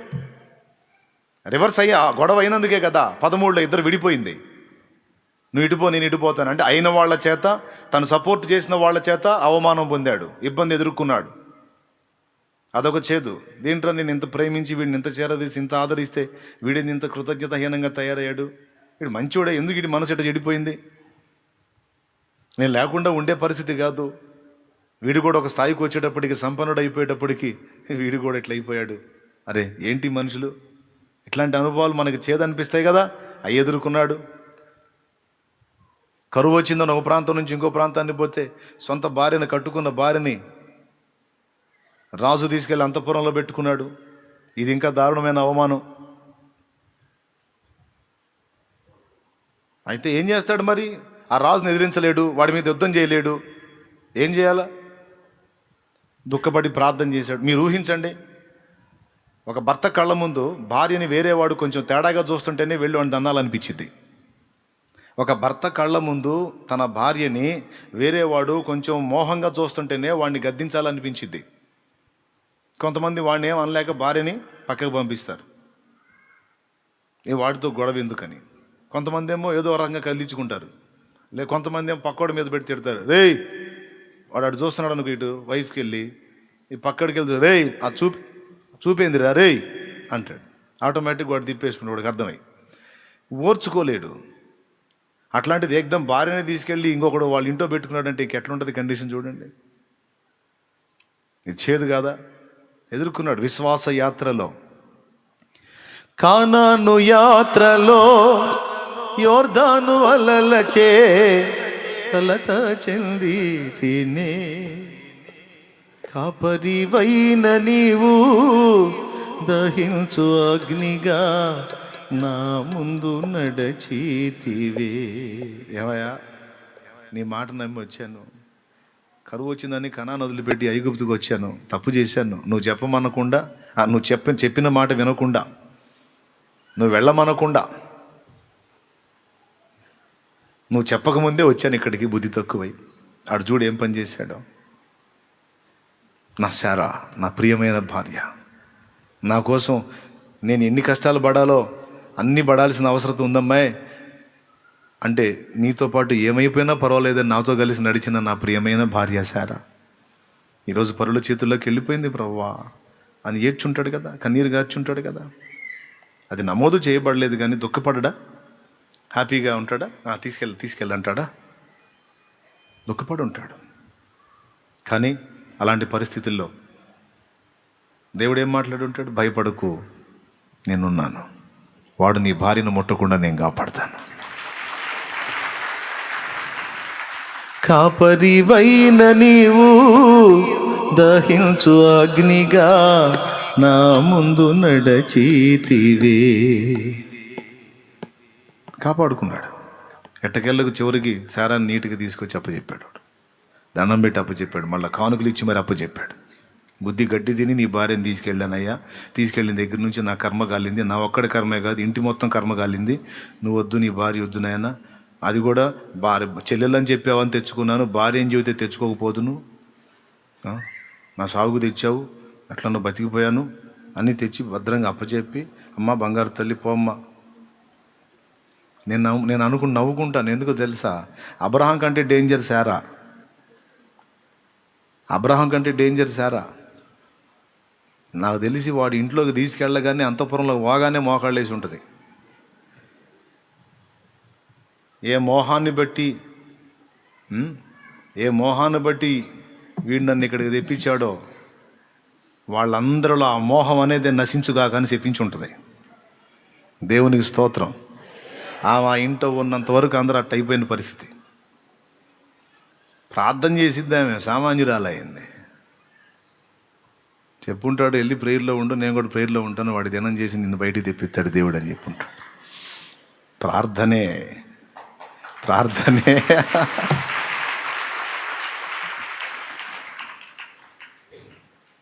కాయమున వ్యధనోర్చుచు యోధుడు పౌలు సాయామి ధరగోరుచు రోయుచుదనముల్లు దీయుమని ప్రార్థింప వేయి రెట్లుగా కృపయాప్యాయముగాను దీన కరుణ పీఠము చేరదే దేవుని దేవుని కృప చరణాస్థలిని చేరరే, కరుణా పీఠము చేరరే, దేవుని కృప చరణాస్థలిని చేరరే, పరలోక జనకుని వరములు లభించు, పరలోక జనకుని వరములు లభించు, కరుణామో ప్రార్థనలు కరములు జోడించి, కరుణ పీఠము చేరరే, దేవుని కృప చరణాస్థలిని చేరరే. దేవునికి మహిమ. ఆ అవమానంలో కూడా ఒక ధైర్యం ఈ అబ్రాహాంకి శారాకి ఏంటి తెలుసా? ఆయన ఉన్నాడుగా, ప్రార్థన చేద్దాం. ఇప్పుడు మన జీవితాడు వింటాడా? మన జీవితాడు మారుతాడా? మన జీవితాడు వింటాడా? చెప్పేవాడు చెబితే తన్నేవాడు తంతే వచ్చేవాడు దారిలోకి వాడే వస్తాడు. కాబట్టి అనవసరం. నువ్వు వెళ్ళి కన్నీరు గచ్చమ్మాయి, నేను ఇక్కడ ప్రార్థన చేస్తాను, వస్తావు అని చెప్పుంటాడు. నాకు తెలిసి పొయ్యికి మోకాళ్ళు వేసి ఉంటుంది. దేవునికి మహిమ. భక్తులకు తెలిసింది ఒక్కటేనండి, మోకాళ్ళు వేసి యేసయ్య పాదాలు పట్టుకుని అడవటం. కొన్నిసార్లు మానవ పైత్యాన్ని బట్టి కొన్ని పనులు చేస్తాం, కొన్ని మాటలు వదలుతాం, కానీ అవన్నీ పిచ్చి పనులు. మోకాళ్ళుని యేసయ్య పాదాలు పట్టుకొని దేవునితో పెనుగులాడితే మన కోసం ఆయన దేన్నైనా కదిలించగల సమర్థుడు ఆయన. హల్లెలూయా. అన్యాయము చేస్తున్నప్పుడు ఫరోను ఎదిరించలేదు, ఆ చేదును అనుభవించాడు. కృతజ్ఞతాహీనంగా సహోదరుని కుమారుడు ప్రవర్తిస్తున్నప్పుడు వాడిని ఎదిరించలేదు, వానికి చాయిస్ ఇచ్చి ఆ చేదును భరించాడు. నిర్దాక్షిణ్యంగా తానున్న ప్రాంతాన్ని, ప్రదేశాన్ని పూర్తిగా విసర్జించి తాను అస్సలు ఎరగని ఒక క్రొత్త ప్రదేశానికి బయలుదేరమన్నప్పుడు ఆ సమస్తాన్ని విసర్జించే విషయంలో ఆ చేదును భరించాడు. ఐగుప్తురాలి అయిన హాగరు కుమారుడైన ఇష్మాయేలును ఆమెను విసర్జించమన్న విషయంలో కూడా దేవుడు చెప్పాడు గనుక నేను చేసి తీరాల్సిందే అని లేక పుట్టిన ఇష్మాయేలును సైతం దేవుని మాట కోసం విసర్జించడానికి ఇష్టపడ్డాడు. దేవుడు మాట ఇచ్చాడు. ఒకటే ధైర్యం, నేనంటే నా దేవుడికి ఇష్టం, ఇష్మాయేలు నా బిడ్డ. కాబట్టి వాణ్ణి బట్టి కాకపోయినా కనీసం నా మీద నా దేవునికి ఉన్న ప్రేమను బట్టి అయినా వాణ్ణి కాపాడుతాడు. దేవా, నీ మాటను బట్టి, నిన్ను బట్టే ధైర్యం చేసి వదులుతున్నాను. వాళ్ళలో నుంచి 12 రాజులను తెస్తానని చెప్పావుగా నువ్వు. 10 మందా 12 మందా? ఎంతమంది? ఇష్మాయేల్లోంచి ఎంతమంది రాజులు వస్తారని చెప్పాడు చూడండి.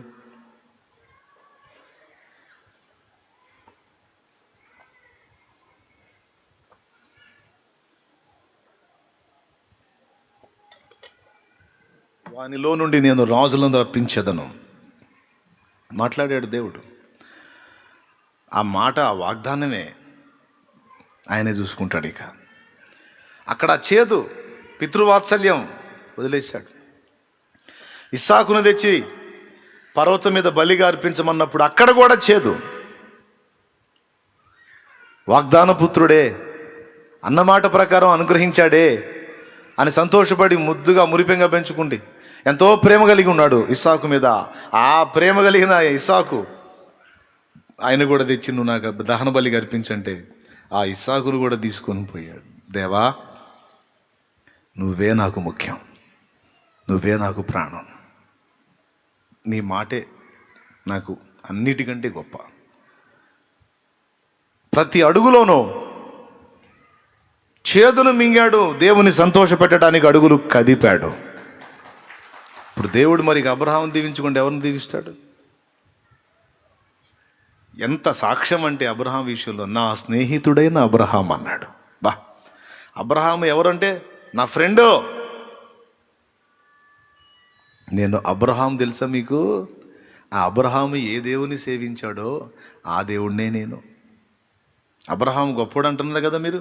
నీ గొప్పోడు అనుకున్న అబ్రహాము ఎవరిని గొప్పవాడని ప్రశంసించి ప్రస్తుతించి ప్రార్థించాడో అతన్నే నేను అని అబ్రహామును బట్టి తను పరిచయం చేసుకున్నాడు. ఆయన చూడు.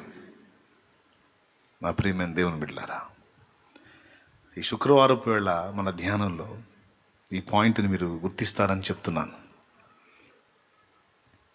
అబ్రహాము దేవుని చిత్తము నెరవేర్చే విషయంలో అడుగులు వేయటానికి దేవుని ద్వారా కొన్ని ఆనందాలు పొందాడు, కొన్ని చేదులు కూడా పొందాడు.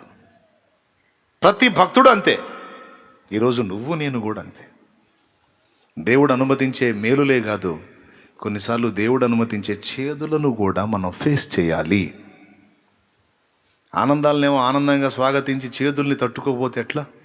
వాటిని కూడా తట్టుకోవాలి. అభ్యాసంలో అది భాగమే. కాబట్టి మీరు ఎదుర్కొంటున్నటువంటి పరిస్థితులు, దేవునితో మీరు నడుస్తున్నప్పుడు, మీ నడక ప్రారంభించినప్పుడు, దేవుడు విసర్జించమన్న వాటిని విసర్జించి దేవుడు నడవమన్న తీరులో నడుస్తున్నప్పుడు, కొన్నిసార్లు కొన్ని ఆనందకరమైన కార్యాలు నీ జీవితంలో అనుమతించబడతాయి, కొన్నిసార్లు చేదైన అనుభవాలు అనుమతించబడతాయి. రెండిటిని స్వాగతించాలి, తట్టుకోవడానికి సిద్ధపడాలి. దేవునికి మహిమ. ఎందుకంటే ఈ చేదులు వాటి వెంట ఆశీర్వాదాలు, చేదు దాని వెనక ఆశీర్వాదం. ఇది లింక్. అట్లా లింక్ చేసి పెట్టాడు. వరుసగా చేదులు. వాగ్దానాలు ముందు నెరవేరినాయా, తర్వాత నెరవేరినాయా? ముందు ఏం నెరవేరినాయి? ముందు చేదైన అనుభవాలు నెరవేరినాయి, తర్వాత వాగ్దానాలు నెరవేరినాయి. ఎంతమంది గుర్తించారు? దేవుడు చెప్పిన వాగ్దానాలు ముందు కాదు, ఆయన అనుభవించాల్సిన చేదులు అనుభవించిన తరువాత. దేవునికి మహిమ. ఈ పరంపరలోనే ఆ చివరి మాట ఏమన్నాడు? నిన్ను ఆశీర్వదించు వారిని ఆశీర్వదిస్తాను, నిన్ను శపించు వానిని, నిన్ను దూషించు వానిని శపిస్తాను. ఎవరు ఎన్ని రకాల ఎత్తుగడలు వేసినా, కుట్రలు పన్నినా, ధ్వజమెత్తిన అబ్రహాముని ఏమీ చేయలేకపోయారు. చివరికి వారే నాశనమైపోయారు. కానీ అబ్రహాము, ఆయన వంశము, ఆయన సాక్ష్యం, ఆయన జీవితం ఇక్కడ అక్కడ మోగుతానే ఉంది. తారని దీపమై దేదీప్యమానమై నా హృదయ కోవెలపై దీపాల తోరణమై చేశావు పండుగ, వెలిగావు నిండుగా. చేశావు పండుగ, వెలిగావు నిండుగా. నా దీపము యేసయ్యా నీవు వెలిగించినావు. సుడిగాలిలోనైనా జడివానలోనైనా ఆరిపోదులే నీవు వెలిగించిన దీపము. దేవునికి మహిమ. ఆదికాండం 25:12-16 వరకు చదివితే అక్కడ 12 మంది రాజుల్ని ఇష్మాయిల్ నుంచి నేను తీసుకొస్తానన్న మాట అక్కడ దొరికిద్ది మీకు. ఆదికాండం 25:12-16 వరకు మధ్యలో చదివితే ఉంటుందని చూసుకోవచ్చు. జస్ట్ రిఫరెన్స్ నోట్ చేసుకో. చేదైన అనుభవాలు, వాటి వెనక ఆశీర్వాదాలు. ఆల్రెడీ ఏవు దీవించబడ్డాడు, కానీ చేదైన అనుభవాలు ఎదురైనాయి, తర్వాత రెండంతలు దీవించబడ్డాడు. ఈరోజు మన అందరి బ్రతుకుల్లో ఒకవేళ చేదైన అనుభవాలు ఏ కోశాన ఏ విధంగానైనా వచ్చి ఉంటే, వాటన్నిటి అవసరత తీరిన తర్వాత రెండంతల ఆశీర్వాదం నీకు దేవుడు దాచిపెట్టాడని గుర్తెరిగి ధైర్యం తెచ్చుకోవాలి. నిబ్బరము కలిగి ధైర్యముగా ఉండాలి. అబ్రహాముకు దేవుడిచ్చిన మాటలన్నీ దేవుడు నెరవేర్చేశాడు. మొదటిది ఏమన్నాడు? నిన్ను గొప్ప జనముగా చేస్తానన్నాడు. రెండవది, నీ నామమును గొప్ప చేసేదని అన్నాడు. అబ్రహాం నామం గొప్ప అయిందా లేదా? యూదులలో గొప్పదే, వినాలి, యూదులలో గొప్పదే, ముస్లింలలో కూడా గొప్పదే అబ్రహాము నామం. తెలుసా? ఇబ్రహీం అంటారు. ముస్లింలలో కూడా అబ్రహాము నామం గొప్పదే, అబ్రహాముని ప్రవక్త అంటారు. అలాగే అన్య జనులలో నుండి ప్రభు వైపు తిరుగుతున్న మన విషయంలో కూడా అబ్రహాము నామం గొప్పదే. ఓయబ్బా, లక్షల కోట్లాది మందికి అబ్రహాం పేర్లు ఉన్నాయి. నేనే చాలామందికి బాప్తీసం ఇచ్చి ఆ పేర్లు పెట్టి. అబ్రహాము నామము తెలియని మనిషి లేకుండా పరలోకంలో దూతలందరికీ పరిచయం అయిపోయాడు. భూలోకంలో నరుల్లో చాలామందికి, 60% మందికి అబ్రహాముని ఇప్పటికే పరిచయం చేశాడు. నీ నామము గొప్ప చేసేది ఆయన ఉన్నప్పుడే కాదు, ఆయన వెళ్ళిపోయిన తర్వాత కూడా. నామము అంటే పేరు అనే కాదండి, ప్రవర్తన, స్వభావం అని కూడా వస్తుంది. అబ్రహమా, నీ పేరే కాదు, నీ ప్రవర్తన, స్వభావాన్ని కూడా అందరికీ మాదిరిగా చూపిస్తా. నీ నామాన్ని గొప్ప చేస్తా. నువ్వు ఉన్నప్పుడు, భూమి మీద ఉన్నప్పుడే కాదు, నువ్వు నా దగ్గరికి వచ్చిన తర్వాత కూడా సూర్యుడు ఉన్నంత వరకు నీ నామాన్ని గొప్ప చేస్తూనే ఉంటా. దాన్ని ఎవ్వడూ ఆపలేడు. గొప్ప గొప్ప నటులు, రాజకీయ నాయకులు, గొప్ప గొప్ప మహానుభావులుగా చరిత్రగాంచినటువంటి వ్యక్తుల నామాలు ఎప్పుడో గాలిలో కలిసిపోయాయి, ధూళిలో కలిసిపోయాయి. కానీ 1000 సంవత్సరాల క్రితం స్టార్ట్ అయినటువంటి అబ్రహాము నామాన్ని దేవుడు గొప్ప చేయటం అనే ప్రక్రియ ఎప్పటికి ఆగలేదు, నడుస్తూనే ఉంది. అబ్రహాము దేవుడవు, ఇస్సాకు దేవుడవు, యాకోబు దేవుడవు, నాకు చాలిన దేవుడవు, యేసయ్యా నా యేసయ్యా, యేసయ్యా నా యేసయ్యా, యేసయ్యా నా యేసయ్యా. ఆమేన్. యేసయ్యా నా యేసయ్యా, యేసయ్యా నా యేసయ్యా.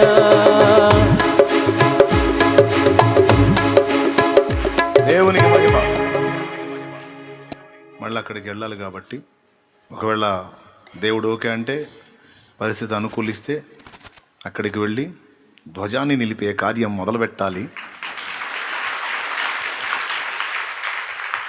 కాబట్టి మరి ఇక అబ్రహాము జీవితాన్ని టూకీగా 2 మాటలు చెప్పాను. నా ధైర్యం, నా విశ్వాసం అదే. అబ్రహాంకి ఇచ్చిన వాగ్దానం నా దేవుడు నా పట్ల కూడా నెరవేరుస్తాడు. నేనైనా మీరైనా చూసుకోవాల్సిందేంటి? నేను నీకు చూపించు దేశమునకు నువ్వు వెళ్ళు, నేను చెప్పినట్టు చెయ్యి, నువ్వు వదిలిపెట్టమన్నది వదులు, నేను చేయమన్నది చేయి అన్నాడు కదా. అది చూసుకోవాలి. దేవుడు వదిలేయమన్నాయి వదిలేసామా లేదా, ఇంకేమైనా ఉన్నాయా అనేది చూసుకోవాలి. రెండవది, ఆయనతో నడుస్తున్నానా లేదా, ఆయన్ని ప్రేమించవలసిన రీతిని ప్రేమిస్తున్నానా లేదా, ఇవి చూసుకోవాలి. ఆయన పట్ల నాకేమైనా ఆసక్తి తగ్గిందా, ఆయనకేమైనా దూరం అవుతున్నానా, ఆయన ఏమైనా దుఃఖ పెడుతున్నానా. ఒక బుద్ధి కలిగిన భార్య, ఒక గుణవంతురాలైన భార్య, ఒక జ్ఞానవంతురాలైన భార్య భర్త విషయంలో ఆలోచిస్తుంది. వింటున్నారా? తాగుబోతుడైతే, తిరుగుబోతుడైతే, పనికిమాలినోడైతే నేను చెప్పలేను, కానీ కాస్త మంచి మనస్తత్వం కలిగిన వాడైతే తప్పకుండా గుణవంతురాలైన భార్య భర్త గురించి ఆలోచిస్తుంది. ఏమన్నా తెలుసా? నా భర్త ఎదుట నడవవలసిన తీరునే నేను ఉన్నానా, ఆయన నన్ను బట్టి సంతోషిస్తున్నాడా, ఎక్కడన్నా నేను ఆయనకి అభ్యంతరకరంగా ఉన్నానా, ఎక్కడన్నా నేను ఆయన ఆయాస పెడుతున్నానా, బాధ పెడుతున్నానా, ఎక్కడన్నా నేను అగౌరవంగా ఉన్నానా, ఆయన అంటే రెక్లెస్గా ఉన్నానా, ఎక్కడన్నా నేను నా చర్యలతో ఆయన్ని తృణీకరిస్తున్నానా, అయ్యో నేను సరిచూసుకోవాలి అని ఒక నీతిమంతురాలు, గుణవంతురాలైన భార్య అనుకుంటుంది. ఆయన ఒకవేళ లోపాలు కలిగి ఉంటే ఉండొచ్చేమో, కానీ నా విషయంలో, నా ప్రవర్తన విషయంలో మాత్రం ఆయనకి ఎక్కడా కూడా నేను అభ్యంతరకరంగా ఉండకూడదు అని తీర్మానిస్తుంది ఒక పతివ్రత, గుణవతి అయిన భార్య, యోగ్యురాలైన భార్య, జ్ఞానవంతురాలైన భార్య. దేవునికి మనం సేవ చేసేటప్పుడు, దేవునితో కలిసి నడిచేటప్పుడు, దేవుడు మన సంఘం అంతటిని కలిసి ఏమని పిలిచాడు? నా ప్రియురాలా అని పిలిచాడు. మనం ప్రియుడా అని పిలుస్తున్నాం. అర్థమైందా? ఈ అనుభవంలో నుంచి మనం చూస్తే, నిన్ను సృష్టించిన వాడు నీకు భర్త అయి ఉన్నాడు. మనందరికీ యజమానుడు, భర్త, నాథుడు, రక్షకుడు, పోషకుడు అన్నీ ఆయనే. గుణవతి అయినటువంటి భార్య భర్తను అన్ని విషయాల్లో ఎలాగ నేను గౌరవిస్తున్నానో ప్రేమిస్తున్నానో నేను వెరిఫికేషన్ చేసుకున్నట్టు మనం కూడా ప్రభు విషయంలో ప్రతిదీ కూడా పరిశీలించుకొని గమనించుకొని జాగ్రత్తగా నడుచుకున్న ఎడల ఏది ఉంటుంది నీ ముందు, నీకు అడ్డు ఏది ఉంటుంది, నిన్ను ఏది బాధించిద్ది? ప్రభువు నీ పక్షమున నిలిచి నీకు సహకారుడై ఉంటే సముద్రాలే నీ ముందు పాయలు కొట్టబడతాయి. అడ్డగించిన సముద్రాలే బద్దలైపోయి దారిస్తాయి. ప్రభువు నీ పక్షాన నుండి నీకు ముందు నడిస్తే ఏది అడ్డగించిద్ది? బండలు నీళ్ళు ఇస్తాయి, అవసరాన్ని బట్టి నీళ్ళే బండలుగా మారతాయి. Praise the Lord. ఎందుకు? నీ ముందు నడుస్తుంది ఆయన. ఆగని హోరులో ఆరిన నేలపై నా ముందు వెలసితివే సైన్యములకు అధిపతివై. ఆగని హోరులో ఆరిన నేలపై నా ముందు వెలసితివే సైన్యములకు అధిపతివై. పరాక్రమశాలివై నడిచావు కాపరిగా, పరాక్రమశాలివై నడిచావు కాపరిగా, పరాక్రమశాలివై నడిచావు కాపరిగా, పరాక్రమశాలివై నడిచావు కాపరిగా. నా దీపము యేసయ్యా నీవు వెలిగించినావు. సుడిగాలిలోనైనా జడివానలోనైనా ఆరిపోతులే నీవు వెలిగించిన దీపము. నీవు వెలిగించిన దీపము, నీవు వెలిగించిన దీపము, నీవు వెలిగించిన దీపము.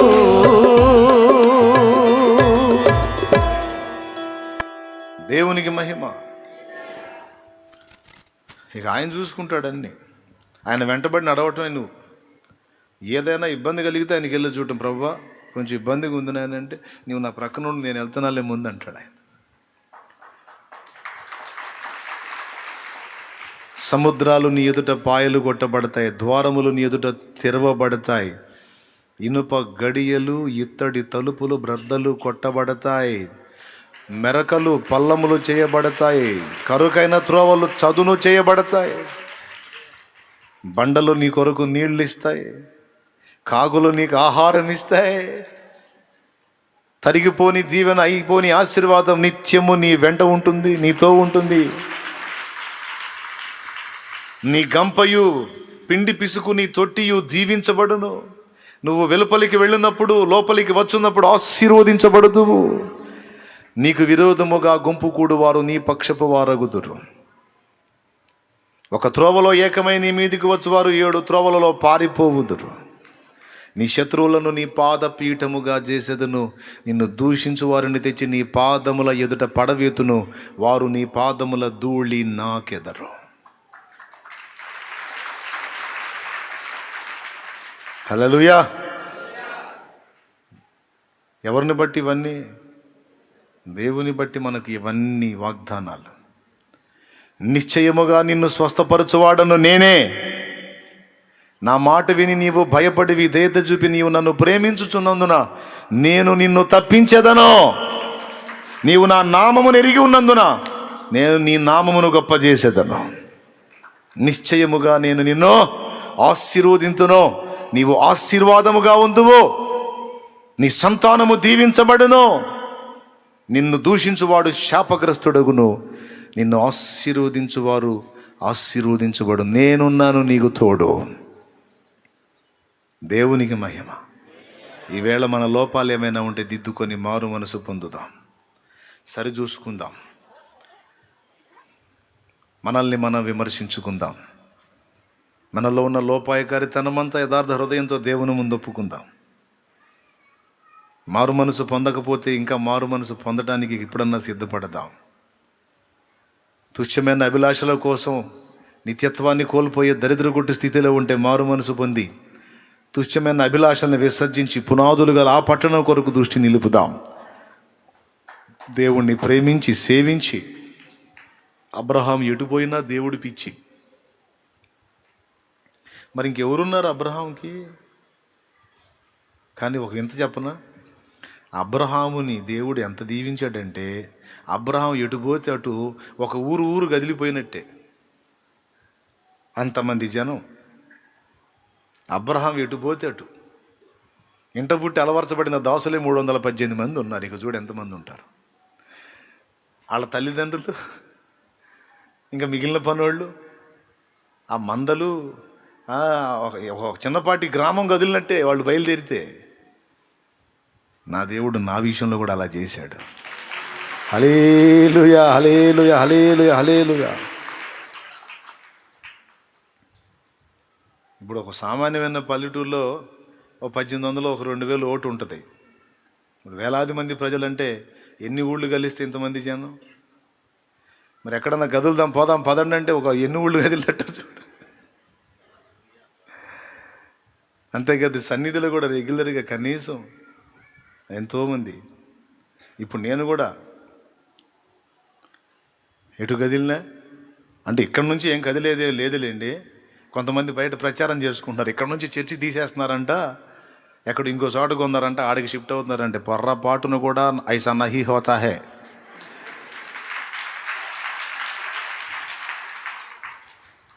ఇక్కడ పరిచర్య ఇక్కడ నడుస్తుంది, ఇక్కడ మందిరం కదిలిచ్చేదే ఉండదు.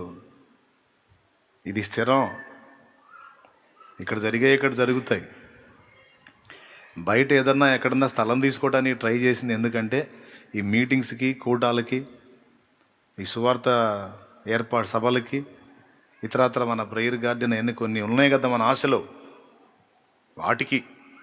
దేవునికి మహిమ. ఇక్కడ నుంచి గదిలేదేం లే. చెప్పండి, అందరికీ చెప్పాడు, మనం చెప్పాడు, లైవ్లో చెప్పాడు, అందరికీ చెప్పాడు. ఏడేదో తీసేసుకొని వెళ్ళిపోతున్నారని. ఎక్కడికి పోయేది? ఇంత షెడ్లు వేయాలంటే మళ్ళీ ఏం కోట్లు తేవాలా? ఎక్కడున్నాయింది? దేవునికి మహిమ.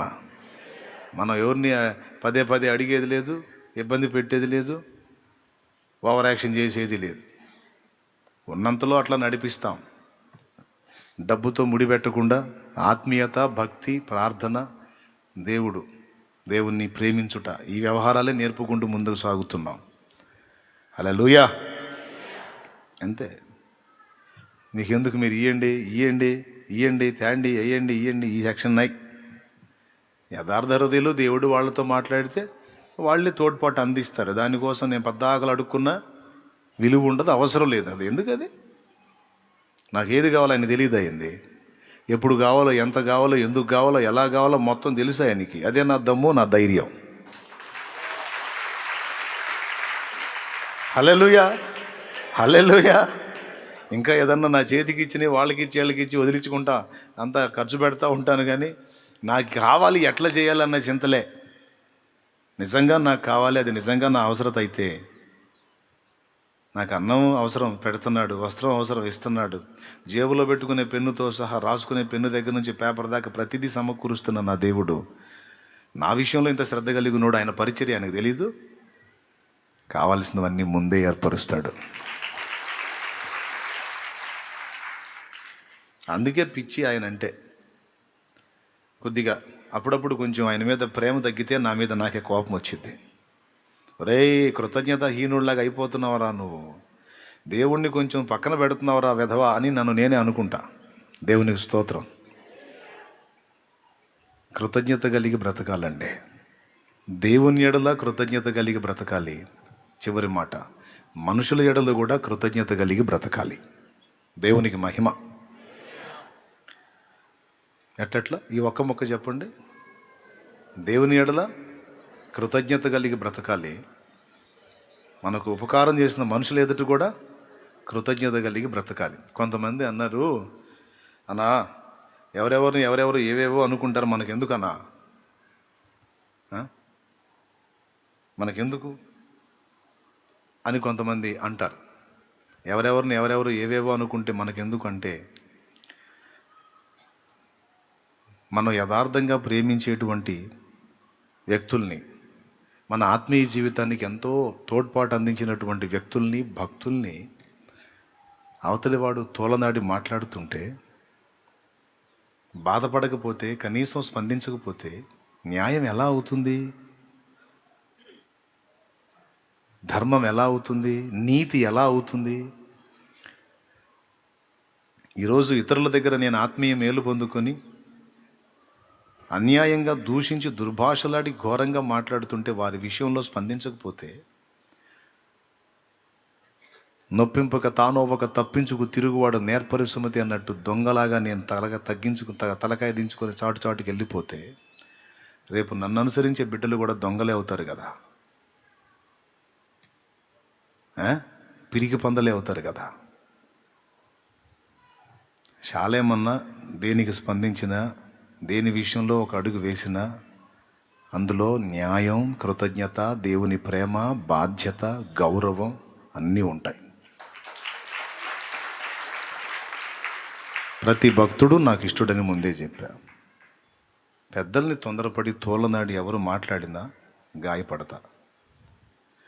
కొన్ని లోపాలు ఉండొచ్చేమో, అది వేరే సంగతి. కొన్ని తప్పులు ఉండొచ్చు, ఒప్పులు ఉండొచ్చు, ఉన్నాయో లేవో ఎవడో చూడలా. ప్రచారాలు 100 జరుగుతాయి. అంత మాత్రాన వాటిని ఆధారం చేసుకుని నేను తోలనాడను. భూమి మీద భక్తులే వారు కేవలం నాకు అది. ఎవరైనా సరే. ఇంకొకళ్ళు అంటున్నారు, ఎవరి పేరో చెప్పుకొని నేను తిప్పలు పడుతున్నానని. అది వారి అమాయకత్వం. నాకంటూ ఒక గుర్తింపును దేవుడు ఇచ్చిన తరువాతనే నాకు తెలుసు. ముందే నేను రక్షింపబడ్డ సాక్ష్యం కానీ, నేను ఎదిగిన అనుభవం కానీ ప్రతిదీ నేను చెప్పలా. ఎవరికి చెప్పాను అనుకో, వాళ్ళు అప్పటికే ఘనమైన స్థితిలో ఉన్నారు. నేను ఫలానా దగ్గర రక్షించబడ్డాను, నేను ఫలానా దగ్గర భక్తి నేర్చుకున్నాను, అది ఇదని నేను చెప్పాను అనుకో, చెట్టు పేరు చెప్పి కాయలు అమ్ముకునే రకాలు బయలుదేరారు అంటారు. అందుకని చాలా సంవత్సరాలు అసలు నేను ఎవరో, నా మూలం ఏంటో నేను చెప్పాల.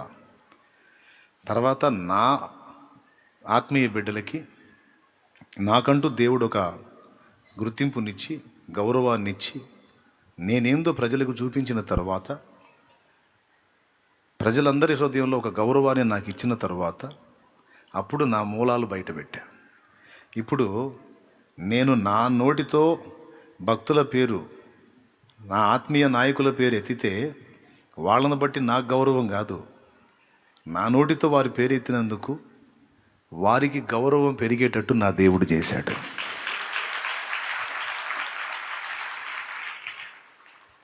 అంతేగాని వారి పేరు ఎత్తి వారిని బట్టి నేను ఘనత పొందుదాం, మహిమ పొందుదాం అని కాదు. అవసరం ఏముంది? జగమెరిగిన బ్రాహ్మణునికి జేంద్యం ఎలా అని ఒక భక్తుని పేరు చెప్పుకొని ఈరోజు గుర్తింపబడాల్సిన అవసరం శాలేం రాజుకి ఏముంది? ఎవ్వరి.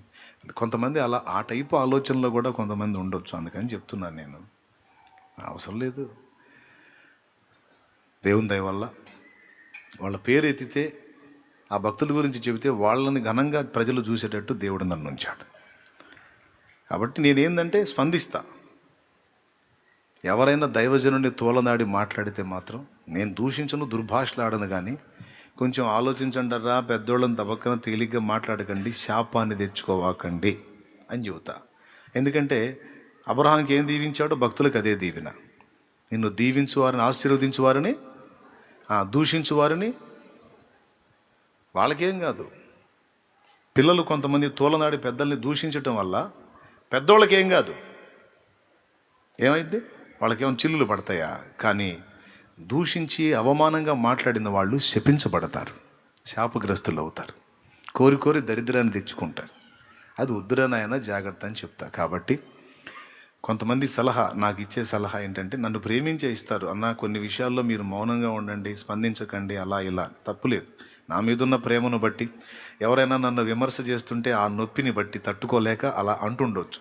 కానీ వాస్తవం ఇది. ఒకవేళ మీ నాయకుడు అలా స్పందించకపోతే వాడు నాయకుడు కాదు, వాడు ఒక వంచకుడు అవుతాడని చెప్తున్నా. మోసగాడు అవుతాడు. తప్పు. నా ప్రేమ నిజమైతే అవతల వాళ్ళు నిర్దాక్షిణ్యంగా నిందపాలు అవుతున్నప్పుడు, తృణీకరించబడుతున్నప్పుడు, దూషించబడుతున్నప్పుడు కనీసం కొంతైనా అవతల వాడిని హెచ్చరించే బాధ్యత నేను కలిగి ఉన్నా.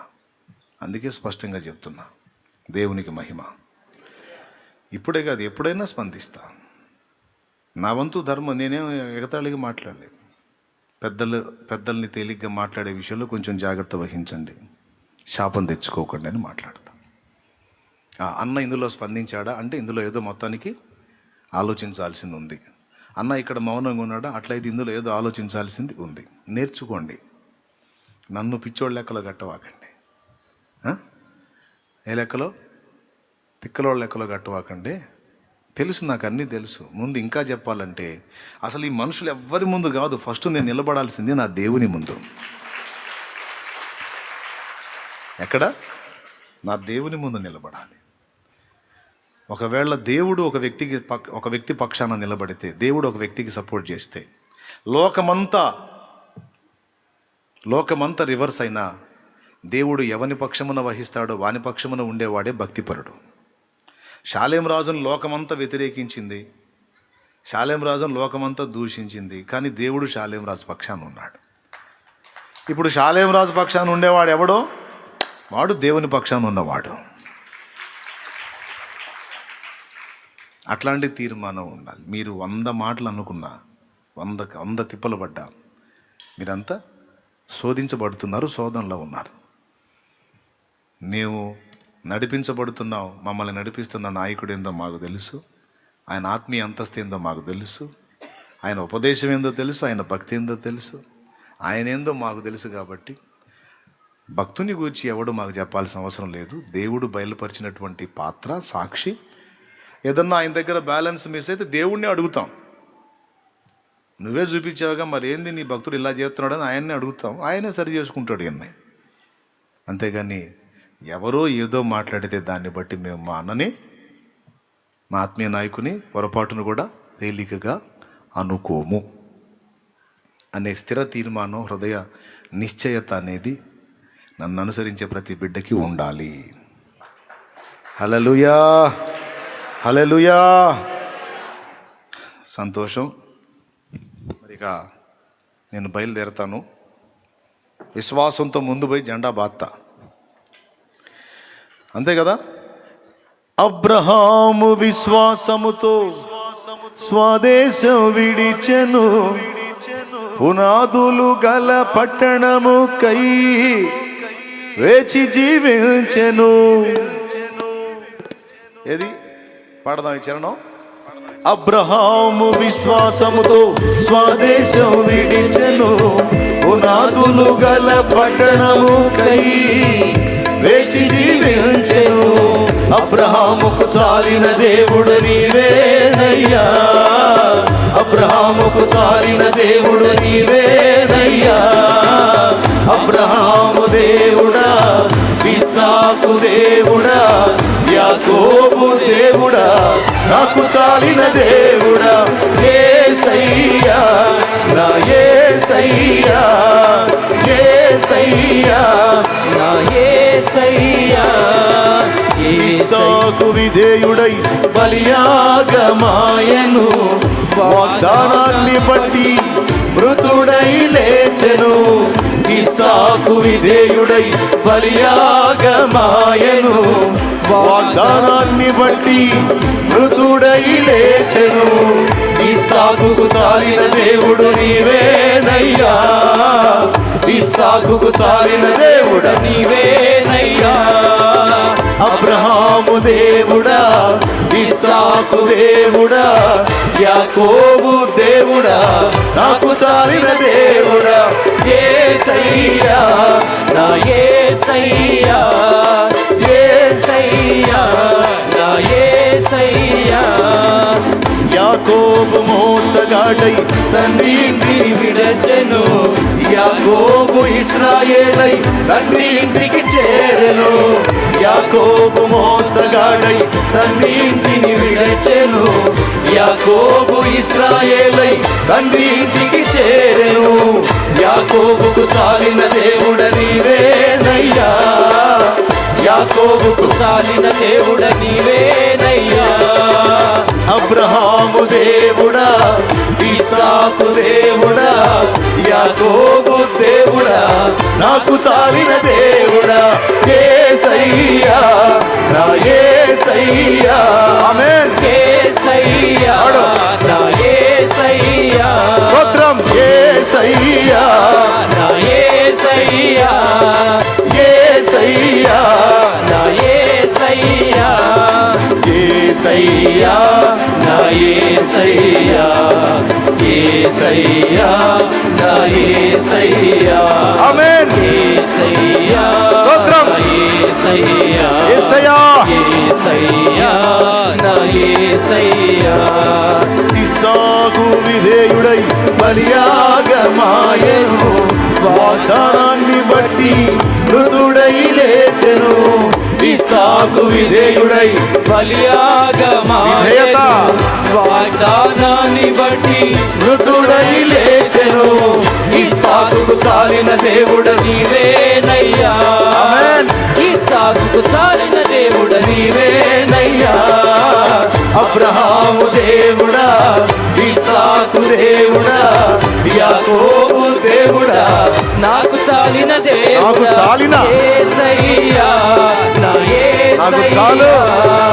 యేసయ్యా నా యేసు చాలు. యేసయ్యా నా యేసయ్యా గట్టిగా. యేసయ్యా నా యేసయ్యా యేసయ్యా నా యేసయ్యా యేసయ్యా నా యేసయ్యా యేసయ్యా నా యేసయ్యా యేసయ్యా నా యేసయ్యా యేసయ్యా నా యేసయ్యా యేసయ్యా నా యేసయ్యా Praise the Lord. యేసు చాలు నీకు. దేవుని వైపు చూడు, దేవునికి విధేయత చూపు, దేవుని ముందు నీ జీవితాన్ని సరి చూసుకో. మళ్ళీ చెబుతున్నా, నీ ఎదుట ఏది నిలవ నేరదో. ఆమేన్ ప్రతికూలతలన్నీ నీకు అనుకూలతలుగా మారిపోతాయి. చీకటి అయినది కూడా నీకు వెలుగుగా మారిపోతుంది. నష్టము అన్నది కూడా నీకు లాభంగా మారిపోతుంది. నింద అన్నది కూడా పూదండగా మారిపోతుంది, ఘనతగా మారిపోతుంది. చేశాడట్లా. బత్షెబా విషయంలో తేడా పడ్డాడు దావీదు, సరి చేసుకొని పశ్చాత్తాపడ్డాడు. ఆ తేడా అయిపోయిన దానిలో నుండే సొలొమోను వచ్చాడు కదా. రూతు దగ్గర నయోమి తేడా పడ్డాను అనుకుంది. అక్కడికి పోవటం, మోయాబు ప్రాంతం పోవటం, నా దరిద్రం కర్మగాలిపోయాను, అందరినీ పోగొట్టుకున్నానని ఫీల్ అయింది నయోమి. కానీ అక్కడి నుంచి ఎప్పుడైతే మారు మనసు పొందిందో, రూతుతో దేవుడు మాట్లాడి రూతు నాకు ఒక గిఫ్ట్గా ఇచ్చాడు. అక్కడి నుంచి వచ్చిందే రూతు. యేసుక్రీస్తు వంశావళిలో ఒక స్త్రీని అక్కడి నుంచి వచ్చేటట్టు చేశాడు దేవుడు. ఎప్పుడైతే మనం మారు మనసు పొంది సరిదిద్దుకొని రూపాంతరం చెంది దేవునికి విధేయత చూపటం మొదలు పెడతామో, మన నష్టాలన్నీ లాభాలుగా మార్చేయగలడు. నీ రోగమును, బలహీనతను, సమస్యను, అప్పును, నిందను, ఇబ్బందిని, కలతను, కన్నీళ్లు కొట్టివేసి దీవెనల వర్షం నీ మీద కుమ్మరించి నిన్ను బాగు చేసి బ్రతికించి నిలబెట్టి స్వస్థపరిచి వెలిగించిన దేవుడు నజరేయుడగు యేసు. హల్లెలూయా. నిబ్బరము కలిగి ధైర్యముగా నుండి కృప నీకు తోడై ఉండును గాక. లే, పైకి లేచి నిలబడు. చివరి ప్రార్థన ఆశీర్వాదం ముగించుకుందాం.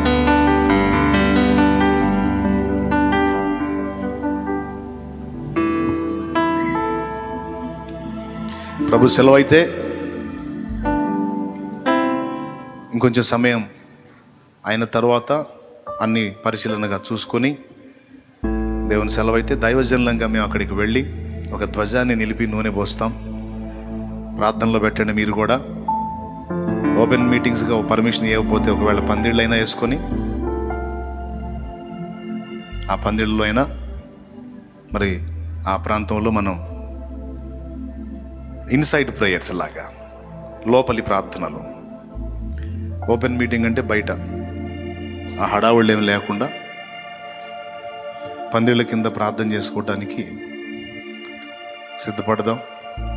నేనైతే విరమించుకున్నా. ఎందుకులే, కరోనా స్టార్ట్ అయింది కదా, వ్యాపిస్తుంది కదా, ఇంకెందుకులే ఆపేద్దామని. దేవుడి దయ వల్ల దాని తీవ్రత తగ్గిపోయింది కనుక అంతగా హడావుడి లేదు. కేసుల హడావుడి అయితే ఉంది కానీ డెత్ రేటు లేదు కాబట్టి ఇబ్బంది ఏం లేదు. అంతా వచ్చిన 2-3 రోజుల్లో తగ్గిపోతుంది, నెగిటివ్ వచ్చేస్తుంది, కనుక ప్రాబ్లం లేదు. సో ప్రభుత్వం వారు కూడా సహకరిస్తారు అనుకుంటున్నాను. ఎందుకంటే అన్ని కార్యక్రమాలు జరుగుతున్నాయి, మరి మన విషయంలో అడ్డగించాలని అనుకుంటున్నాను. చూద్దాం ఎవరు ఎలా స్పందిస్తారో. చివరి ప్రార్థన ఆశీర్వాదంతో మనం ముగించుకుందాం. ఎంతమంది హ్యాపీగా ఉన్నారు? ఎంత సంతోషంగా ఉన్నారు? ఎందుకు సంతోషం? మొత్తానికి దేవుడు ఏదో కార్యం, ఆమేన్, హల్లెలూయా, జరిగిద్ది, ఆమేన్, చేస్తాడంతే విశ్వాసంతో. రైట్, మీరు కళ్ళు మూసేసేయండి, ప్రార్థన చేసేద్దాం. రేపు దేవుని చిత్తమైతే కేశవరపాడు ప్రాంతంలో, ప్రకాశం జిల్లా కేశవరపాడు, ఏ మండలం? ఏదో ఒక మండలం. ఇంకొల్లు మండలమా? ఇంకొల్లు మండలమో ఇంకో మండలమో చూడు. ఇంకొల్లు మండలం కదా. ప్రకాశం జిల్లా ఇంకొల్లు మండలం కేశవరపాడు అనే ప్రాంతంలో రేపు మందిర ప్రతిష్ట ఉంది. ఇప్పటికీ 4 మందిరాలు అయిపోయినాయి. ఈరోజు శుక్రవారం వచ్చింది, అందుకని చర్చిలో మీకు అందుబాటులోకి వచ్చా. లైవ్లో అయితే రోజు అందరికీ అందుబాటులో ఉన్నా, రేపు మళ్ళా లైవ్లో మీకు అందుబాటులోకి వస్తా. దేవుడు కార్యము చేసి ఈరోజు దేవుడు అద్భుతం జరిగిస్తే రేపటి నుంచి మీటింగ్ పనులు కూడా ప్రారంభమయ్యే అవకాశం ఉంది. హల్లెలూయా. కాబట్టి ప్రార్థన చేయండి. ఆయన ఇక ఆ మీటింగులు స్పెషల్ అని మనం ఏదో అనుకోవటం, కానీ డైలీ ఓ పండగ అవుతుంది మనకి, డైలీ ఓ పండగ అవుతుంది. ఈ పండుగల పరంపర, మందిర ప్రతిష్టారాధనల పండుగలు మస్తు అన్ని చేస్తా వెళ్దాం. ఓకే, కృప మనందరికీ తోడై ఉండను గాక. ఏది నిజంగా కళ్ళు మూయండి. ఇప్పుడు ఒక కన్ను మూసి ఒక కన్ను తెరవకండి. నిజంగా కళ్ళు మూయి. మీ తెచ్చిన నూనె కోసం ప్రార్థన చేస్తారు దైవజనులు. మీ సమస్యల కోసం ఒక మాట ముందే చేశారు, ఇప్పుడు కూడా ప్రార్థన చేస్తారు. మీరున్న ఇబ్బందుల కోసం ప్రార్థన చేస్తారు. అన్నిటి నుంచి దేవుడు తప్పక విడిపిస్తాడని నమ్మండి. ఇప్పుడు మాట్లాడడానికి ట్రై చేయకండి. కొన్ని ప్రయత్నాల్లో నేను వెళ్ళాల్సి ఉంది, సహకరించండి. మీరు చాలా మంచివాళ్ళు. ఇంకా కళ్ళు మూయలేదు, కళ్ళు మూయండి, ప్రార్థన చేద్దాం. ప్రార్థన శామ్యూయల్ పాస్టర్ గారు ప్రార్థన చేస్తారు, ముగించుకుందాం. స్తోత్రం నాయన, సర్వాధికారి పరిశుద్ధుడైన దేవానికి వందనాలు చెల్లిస్తున్నామయ్యా. లైవ్ లో ఉన్న వారికి వందనాలు. మీరు కూడా ప్రార్థనలో ఉండండి. జూమ్ లో కనపడుతున్నారు, ప్రార్థనలో ఉండండి. అందరూ కూడా నోరు తెరిచి స్తుతించండి. జూమ్ లో ఉన్నవాళ్ళు శుభ్రంగా నిద్రపోతున్నారా ఏంది? స్తుతించండి, స్తుతించండి, స్తుతించండి, స్తుతించండి. హల్లెలూయా, హల్లెలూయా, హల్లెలూయా, హల్లెలూయా. అందరి ఫేస్లు కనపడుతున్నాయి. ప్రార్థనలో స్తోత్రాలు చెల్లిస్తూ దేవుని మహిమపరుస్తూ ఆశీర్వాద కారణంగా నన్ను చేయి ప్రభువా. అబ్రహాం వంటి దీవెనలు నాకు అనుగ్రహించబడినట్లు నేను నీకు అభ్యంతరకరమైన విసర్జించినట్లు నాకు శక్తిని ప్రభువా. నన్ను నడిపించు ప్రభువా, నన్ను బలపరచు ప్రభువా. నీ కొరకు వెలగాలి, అనేకుల్ని వెలిగించాలి. నీ కొరకు మండాలి, అనేకుల్ని మండించాలి. ఓ ఆశీర్వాద కారణంగా నేను మార్పు చెందాలి ప్రభువా. నీ చిత్తము నెరవేర్చాలి, నీ సంతోషాన్ని నెరవేర్చాలి, నీ ఆలోచనలు, నీ ఉద్దేశాలు నెరవేర్చాలి ప్రభువా. నన్ను బలపరచు. నీకు స్తోత్రం అంటూ ప్రార్థన చేయి. హల్లెలూయా, హల్లెలూయా, హల్లెలూయా, హల్లెలూయా, హల్లెలూయా, హల్లెలూయా, హల్లెలూయా. ప్రేమ కలిగిన తండ్రి, పరిశుద్ధుడు అయిన యేసయ్యా, నీకు స్తోత్రాలయ్యా. ఈ శుక్రవారపు దినాన నీ దాసుని నిలబెట్టుకుని మాతో మాట్లాడిన ప్రతి సంగతిని కొరకై నీకు స్తోత్రాలు చెల్లిస్తున్నామయ్యా. అబ్రహామును ఎదుట బ్రతికినట్లుగా మేము కూడా బ్రతకడానికి సహాయం చేయండి దేవా. నీవు మాతో ఏమి చెబుతున్నావో విషయాలు మేము సరి చేసుకోవడానికి సహాయం చేయండి. ఏమి చేయమని చెప్తున్నావు చేయడానికి, ఏవి విడిచిపెట్టమని చెప్తున్నావు వాటిని విడిచిపెట్టడానికి కృప దయచేయండి అయ్యా. మమ్మల్ని బట్టి నువ్వు ఎంత మట్టుకు సంతోషిస్తున్నావు మేము ఆలోచించుకొని మా జీవితాల ద్వారా నీ సంతోషించడానికి సహాయమును దయచేయండి. నీ చిత్తాన్ని నెరవేర్చడానికి కృప దయచేయండి అయ్యా. నీ కొరకు బ్రతకడానికి మాకు శక్తిని దయచేయండి అయ్యా. మా జీవితంలో ఎదురవుతున్న చేదైన అనుభవాలను బట్టి మేము భయపడకుండా, బాధపడకుండా అబ్రహాము ఎలాగైతే నీ యందు నిరీక్షణ నుంచి ముందుకు సాగాడో అలాంటి నిరీక్షణను, విశ్వాసమును మాకు అనుగ్రహించండి నాయన. నీకు స్తోత్రాలు చెల్లిస్తున్నాం. అలాంటి విశ్వాసము కలిగి ఎంతమంది అయితే అడుగులు ముందుకు వేస్తూ ఉన్నారు, యేసు క్రీస్తు నామములో వారు దీవించబడుదురుగాక నాయన. అబ్రహాము ఆశీర్వదించబడినట్లుగా నిబిడలు ఆశీర్వదించబడుదురుగాక, నిబిడలు దీవించబడుదురుగాక, ఆశీర్వాదకరముగా బిడలు ఉందురుగాక ప్రభువా. కృపలో భద్రపరిచి క్షేమాన్ని దయచేయండి. నీ దాసులు వెళుతున్న ప్రయత్నాలు మీరు సఫలపరచండి నాయన. నీ చిత్తాన్ని మీరు జరిగించమని ప్రార్థన చేస్తున్నాం. ఏది ఏమైనప్పటికీ కూడా నువ్వు సంతోషపడాలని, నీ చిత్తము జరగాలని, ఆత్మలు రక్షించబడాలి, నీ నామం మహింపరచబడాలని మేము కోరుకుంటున్నాం ప్రభువా. ఈ విషయాలన్నింటిలో మీరే సహాయమును దయచేయండి. ఇంతవరకు నీ సన్నిధిలో నిలిచి ఆరాధించిన నీ బిడ్డలను ఒకసారి జ్ఞాపకం చేసుకోండి. ఎవరెవరు ఏ వేదన, శోధన, అనారోగ్యంలో ఉన్నారో నీ బిడ్డలను మీరు స్వస్థపరచండి నాయన. వారు ఎదుర్కొంటున్న సమస్యల నుంచి విడుదల దయచేయండి. వారి చేతిలో ఉన్న నూనెను కూడా జ్ఞాపకం చేసుకోండి అయ్యా. ప్రార్థన ద్వారా నీ శక్తి చేత దాన్ని నింపండి. నీ బిడ్డలు విశ్వాసముతో తీసుకుని వెళ్ళి వాడుతూ ఉండగా యేసు నామములో కార్యాలు జరుగునుగాక, స్వస్థత జరుగునుగాక, విడుదల కలుగునుగాక, ప్రయత్నాల్లో సఫలత కలుగునుగాక ప్రభువా. బిడ్డల మార్గాల్లో కూడా క్షేమాన్ని దయచేయండి దేవ. ఆత్మీయ జీవితంలో కూడా బలపరచండి. ఎవరెవరు బలహీన పడిపోయిన స్థితిలో ఉన్నారో వారిని మీరు బలపరచండి. తిరిగి ప్రార్థన జీవితాలు కట్టుకోవడానికి, వాక్య ధ్యానంలో ముందుకు వెళ్ళడానికి, నిన్ను సంతోషపరిచే విధంగా మా జీవితాలు ఏర్పాటు చేసుకోవడానికి సహాయమును దయచేయమని, ఇది మొదలుకొని నీ దీవెన మా మీదకు దయచేయమని ఈ శుక్రవారపు దినాన్ని నీ సన్నిధిలో చేస్తున్న ఈ ప్రార్థన ఆలకించి గొప్ప కార్యాలు జరిగించమని, అలాగే లైవ్ లో ఉన్న వారిని కూడా జ్ఞాపకం చేసుకోండి అయ్యా. అయ్యా నీ దాసుని ద్వారా అందిస్తున్న సందేశాలు విని బలపడుతూ ఉన్నారు, ఆయా ప్రాంతాల్లో ఉంటున్నారు ప్రభు, వారిని కూడా మీరు దీవించండి. జూమ్ లో కలుస్తున్న వారిని కూడా జ్ఞాపకం చేసుకో. సన్నిధిలో ఇంతవరకు ఆరాధించిన బిడ్డలను కూడా జ్ఞాపకం చేసుకో. వారు వెళుతున్న మార్గాల్లో కూడా క్షేమాన్ని దయచేయమని నీకే మహిమ, ఘనత, ప్రభావములు ఆరోపిస్తూ యేసుక్రీస్తు శక్తి కలిగిన నామములోనే ప్రార్థించి స్తుతించి అడిగి వేడుకొని పొందుకొని ఉన్నాము తండ్రి, ఆమేన్. మన తండ్రి అయిన దేవుని ప్రేమ, కుమారుడైన యేసుక్రీస్తు వారి కృప, పరిశుద్ధాత్మ దేవుని అన్యోన్య సన్నిధి, సహవాస, సమాధానం సమకూడిన మనకు సకల పరిశుద్ధులకు సదాకాలము తోడయుండి మనము చేస్తున్న కార్యాల్లో ప్రభు సఫలతనిచ్చునుగాక, దేవుడు జయాన్ని అనుగ్రహించునుగాక. ప్రభుయేసు రక్తమునకే జయం, ప్రభుయేసు రక్తమునకే జయం, ప్రభుయేసు నామమునకు సంపూర్ణ విజయము కలుగునుగాక. ఆమేన్. హల్లెలూయా. గట్టిగా చెప్తాం హల్లెలూయా, హల్లెలూయా, హల్లెలూయా. ప్రభు స్తోత్రాలు. ఇంతవరకు ఈ శుక్రవారపు ఆరాధనలు ఏకీభవించిన మీ అందరికీ హృదయపూర్వకమైన వందనాలు. ప్రత్యేకంగా లైవ్లో ఉన్నవారికి, జూమ్లో ఉన్నవారికి కూడా హృదయపూర్వకమైన వందనాలు తెలియజేస్తూ ఉన్నాం. ప్రియులారా, సెలవు తీసుకుందాం. కూటం ముగించబడింది. వ్యక్తిగత ప్రార్థనకి ఎవరూ రావద్దు. రేపటి దినాన కేశవరపు అనే గ్రామంలో, కేశవరపాడు అనే గ్రామంలో మందిర ప్రతిష్ఠ ఆరాధన ఉంది. దైవజనులు తెలిపినట్లుగా ఆ సమీప ప్రాంతంలో ఉన్న వారందరూ కూడా కలవండి. అలాగనే రేపటి దినాన సన్నిధిలో స్త్రీల కొరకు ప్రత్యేక ప్రార్థన ఏర్పాటు చేయబడుతూ ఉన్నది. ప్రతి వారం జరిగే విజ్ఞాపన కూడిక. సమీపంలో ఉన్న స్త్రీలు కావచ్చు, చుట్టుపక్కల ఉన్న గ్రామాల ప్రజలు కావచ్చు, ఖచ్చితంగా కలిసి ప్రార్థించాలని ప్రభునామంలో తెలియజేస్తూ ఉన్నాం. భోజనాలు ఏమీ లేవు.